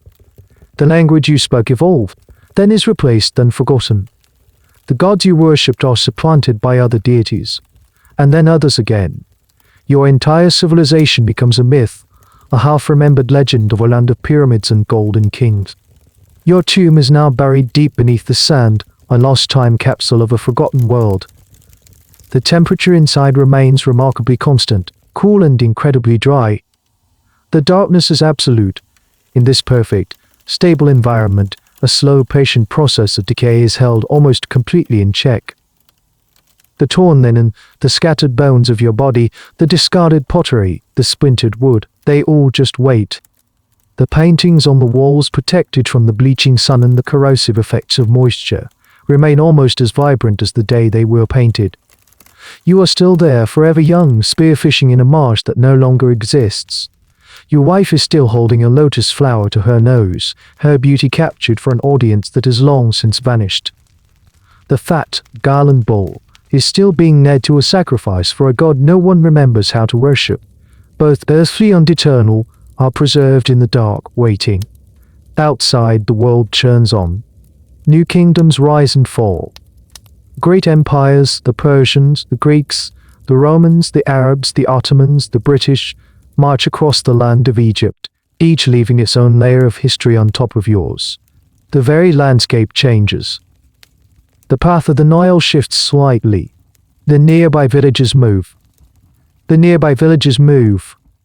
necropolis, the great city of the dead where your tomb lies, becomes just another empty, windswept stretch of rocky cliffs and silent, and, occasionally, the wind might scour away a patch of sand and briefly reveal a hint of a sealed doorway or a carved lintel, only to cover it again in the next sunstorm. The desert keeps its secrets well. There is a fascinating historical debate about the fate of tombs like yours. Was every single one eventually robbed in antiquity? The evidence suggests that the vast majority were. The lure of gold was too strong, and the periods of instability were too frequent. They few, a tiny handful, would escape detection through sheer luck, their entrances so well hidden or so deeply buried that they were missed. These lucky few would become the great discoveries of a future age. But your tomb was not one of the lucky ones. It was found, it was forgotten. And then it was forgotten. Not the glorious eternity in the field of reeds that you planned for, but a long, long sleep in a ruined house buried under the weight of centuries. The silence in your tomb is no longer just the absence of sound. It is the silence of oblivion. You are a secret kept by the sand, a story waiting for a reader who has not yet been born, waiting for a language of discovery that has not yet been invented. The darkness is patient. It can wait. 3,000 years is a very long time. The world outside your silent, buried tomb has changed in ways you could never have conceived. Great metal birds now fly through the sky. People communicate with each other over vast distances using magical glowing rectangles. The land of Egypt is no longer the center of the world, but a place of intense fascination for a new kind of people, the archaeologists. It is now the early 20th century. A team of European archaeologists is working in the Theban necropolis, the same vast city of the dead where you were buried. They are not looking for gold to melt down. They are looking for knowledge. They are searching for tombs, not to plunder them but to map them, to record them, and to try and piece together the story of your lost civilization. The leader of the expedition is a methodical, patient man. He has spent years working in this valley, under the punishing sun. He is not searching randomly. He has studied the patterns of other tomb placements, and he has a hunch that a particular, unexcavated area at the base of a cliff might be promising. He puts a team of local workmen to the task. They are not using bronze chisels, they are using steel picks and shovels. They begin to clear away the tons of sand and debris that have accumulated over millennia. The work is hot, dusty, and monotonous. Days turn into weeks. They find nothing but rock, sand, and a few broken pieces of pottery. The mood on the dig site is starting to sour. The expedition's funding is running low. And then, one of the workmen, digging at the very base of the cliff face, hits something. It's not the dull thud of rock. It's a sharp, defined edge. He clears away moss, and with his hands, he has found the top of a step, cut into the bedrock. A jolt of electricity runs through the camp. The archaeologist rushes over. With renewed energy, the team begins to clear the area around the step. They uncover a second step below it, then a third and a fourth. They have found a sunken staircase descending into the rock. It is a telltale sign of a tomb entrance. Slowly, carefully, They excavate the entire staircase. At the bottom, they find what they were hoping for, a plastered, sealed doorway. It is stamped with the faint, eroded impressions of necropolis seals, jackals and bound captives, a sign of an official, important burial. The archaeologist's heart is pounding. Is the tomb intact? Or will it be another plundered shell, like so many others? He notices a small, gray-sealed patch in the upper corner of the doorway. It's a sign of re-entry. Robbers. His heart sinks. It has been plundered. But the raised ceiling suggests that ancient necropolis guards may have entered after the robbery, perhaps to tidy up and reseal the tomb. Something might still be left inside. With painstaking care, they dismantle the stone blocking of the doorway. It reveals a dark, descending corridor, filled almost to the ceiling with rubble. The robbers had left it choked with debris. The team spends the next few days meticulously clearing the corridor, sieving every basket of rubble for any small artifacts, a broken bead, a fragment of a seal that might have been dropped. Finally, they reach a second sealed door at the end of the corridor. This one also bears the signs of having been breached and resealed. The archaeologist, his hands trembling slightly, makes a small hole in this second door. He takes a candle and peers inside. The air that rushes out is hot and ancient. At first his eyes, accustomed to the bright desert sun, can't see anything. But as they adjust to the gloom, details begin to emerge from the flickering candlelight. He sees strange shapes, the glint of gold, the dark forms of chests and furniture, all piled together in a state of organized chaos. His companions ask him, "Can you see anything?" He can barely speak. "Yes," he whispers. "Wonderful things. He has found you." Or rather, he has found what the ancient robbers left behind. The antechamber is filled with the items the thieves deemed too bulky or not valuable enough to steal. Your funerary beds, your disassembled chariots, your alabaster jars, your Senate game board. It's a treasure trove of historical information, even if the most precious metals are gone. They carefully enter the tomb, their soft footsteps the first to echo in these chambers in 3 millennia. They are not thieves, they are detectives at a very old crime scene. They photograph everything in its place. They map the location of every object. They carefully number each find. In the burial chamber, they find the scene of devastation. The magnificent outer coffin lies in splinters, and in the center of the room, a scattered, disordered pile of linen and bones, your remains. To the archaeologist, this is not a disaster. It is a discovery. Every fragment, every bone, every scrap of linen is a clue. They are about to begin the slow, careful process of reading the story that was so violently interrupted thousands of years ago. You, who were once a powerful noble, have now become something else. You are an artifact. You are a window into a lost world. In your second life, a life under the microscope of science, is about to begin. The archaeologists work with the meticulous care of surgeons. The scattered remains of your mummy and its wrappings are not just swept up. Each fragment of bone, each piece of torn linen, each tiny bead that fell from your collar is collected, labeled, and carefully packed. Your journey continues, not to the field of reeds, but by boat down the Nile, and then across the sea to a museum in a cold, grey European city. Here you enter a new kind of beautiful house. It's not a place of natron and incense, but of sterile steel tables, microscopes, humming machines. You are no longer in the hands of priests preparing you for eternity, but in the hands of conservators and scientists preparing you for analysis. For many years, you rest in a climate-controlled storage drawer, an object of occasional study. Scholars examine the remaining fragments of your coffin, translate the hieroglyphs, and catalogue the pottery from your tomb. They reconstruct your name, your titles, your family tree. You are slowly being resurrected, not as a living soul, but as a figure in history. Then, decades later, a new technology becomes available, one that will allow scientists to see inside you without ever unwrapping the few remaining layers of linen. You are taken to a hospital, not because you are a patient of history. You are carefully placed onto a long, fat bed that slides slowly into a large, white, donut-shaped machine. This is a computed tomography scanner, ACE-ET scanner. It's a machine that uses X-rays to take thousands of cross-sectional images of your body, which a powerful computer then assembles into a three-dimensional model. It is a non-destructive form of digital unwrapping. For the first time since the Imbamirals laid you to rest, someone is going to see inside you. In a darkened control room next door, a team of radiologists, Egyptologists, and paleopathologists, specialists in ancient diseases, huddle around a large screen. The first images begin to appear. They are ghostly black and white slices of your body. The scientist can see your skeleton, shockingly intact despite the robber's rough handling. They can identify the fractures on your ribs and forearm, clear evidence of the violence of the tomb robbery.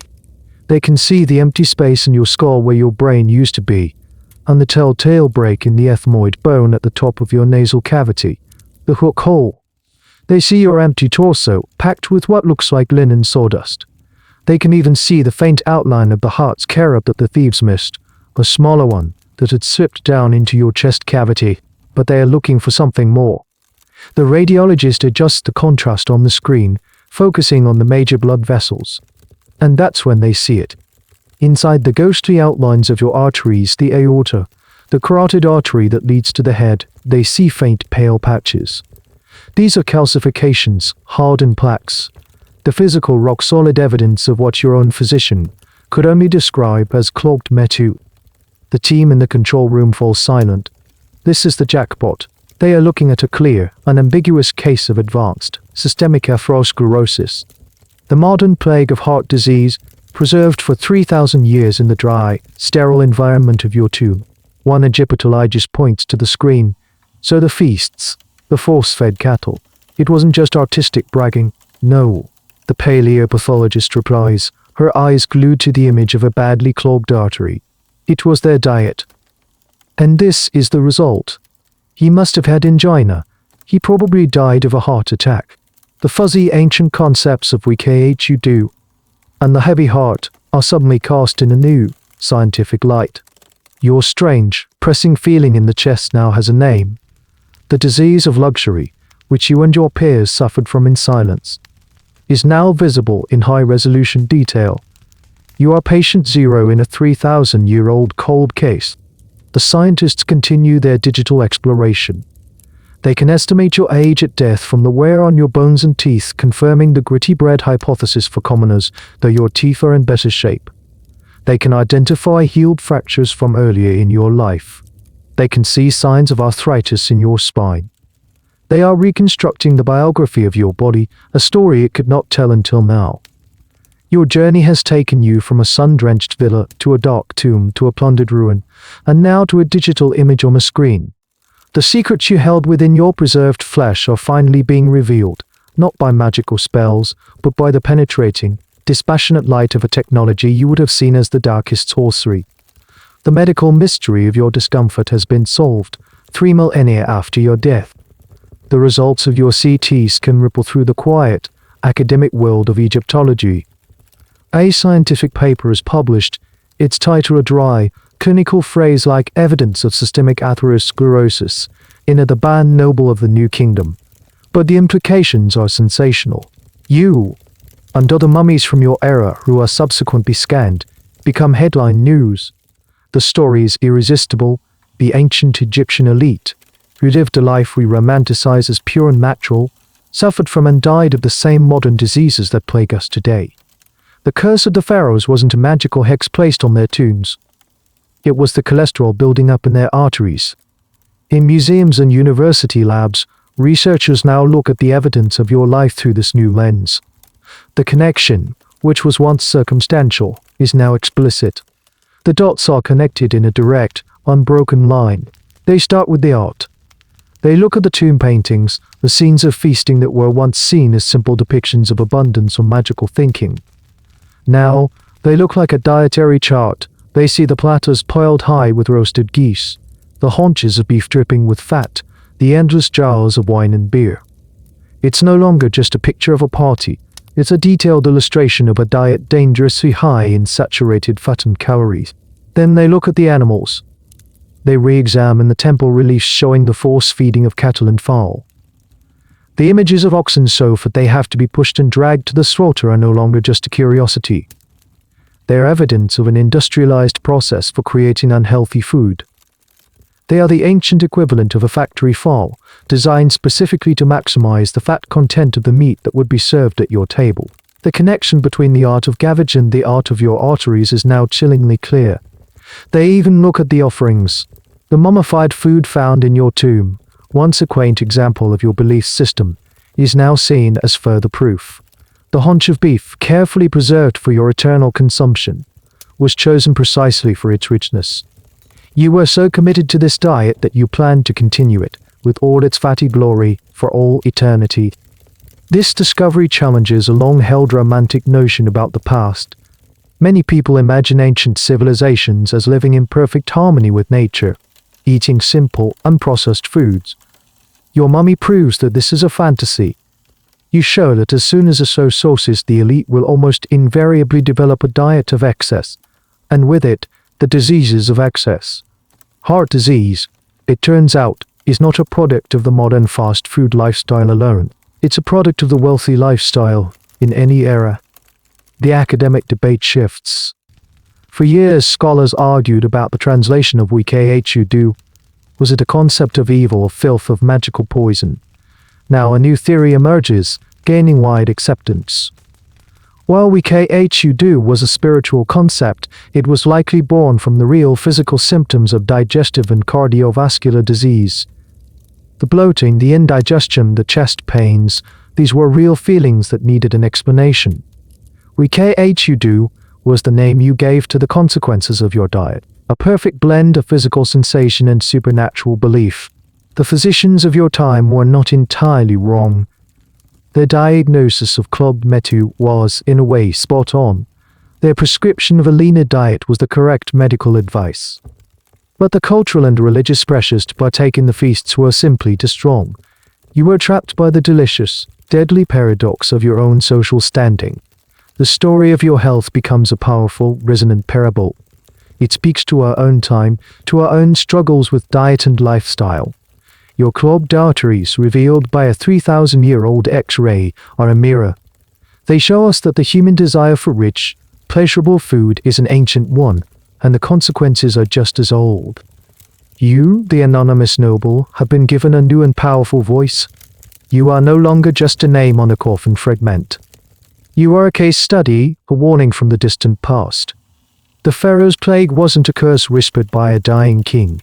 It was a silent killer, cultivated in the temple pens, served on golden platters, and immortalized in the very arteries of the people who ruled the ancient world. And so we find ourselves at the end of your long, strange journey.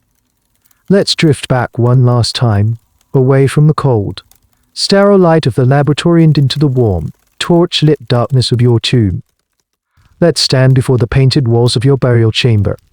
Now that we know the full story, the paintings have not changed, but our understanding of them has been transformed. We are no longer just looking at art, we are reading a medical chart, a menu, and a tragic irony all at once. There you are on the north wall, forever young and vital, seated at the banquet table.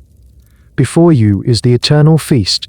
A servant offers you a slice of roasted beef from a force-fed ox.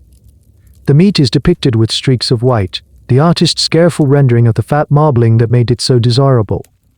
In the past, we saw this as a symbol of wealth, piety, and eternal abundance. Now, we see it for what it is, a beautiful, elegant depiction of a heart attack on a plate.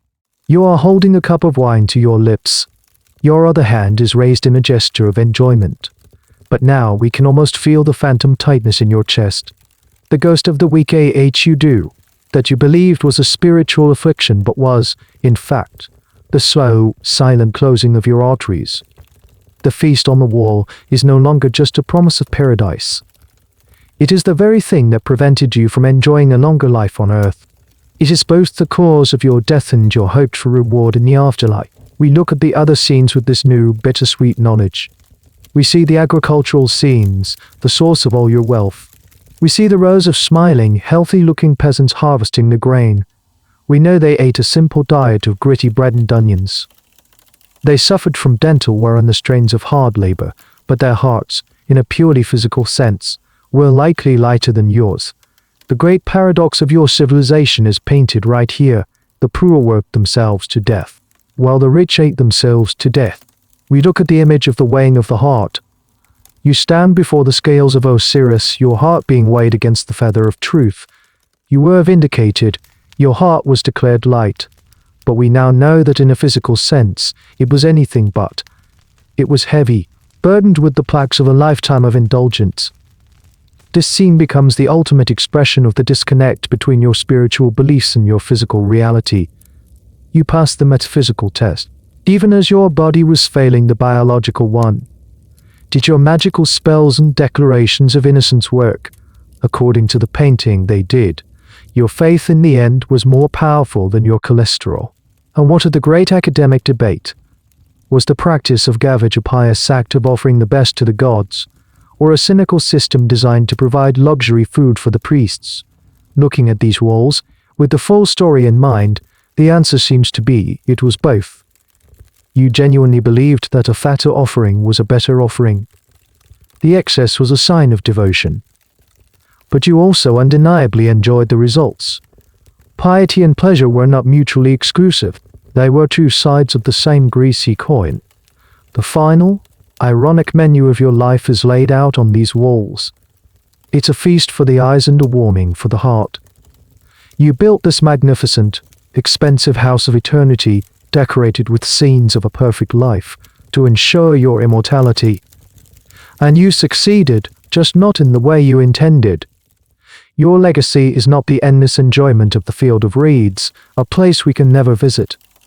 Your true legacy is the story preserved in your bones and your arteries, the story of how the pursuit of abundance can become a gilded trap.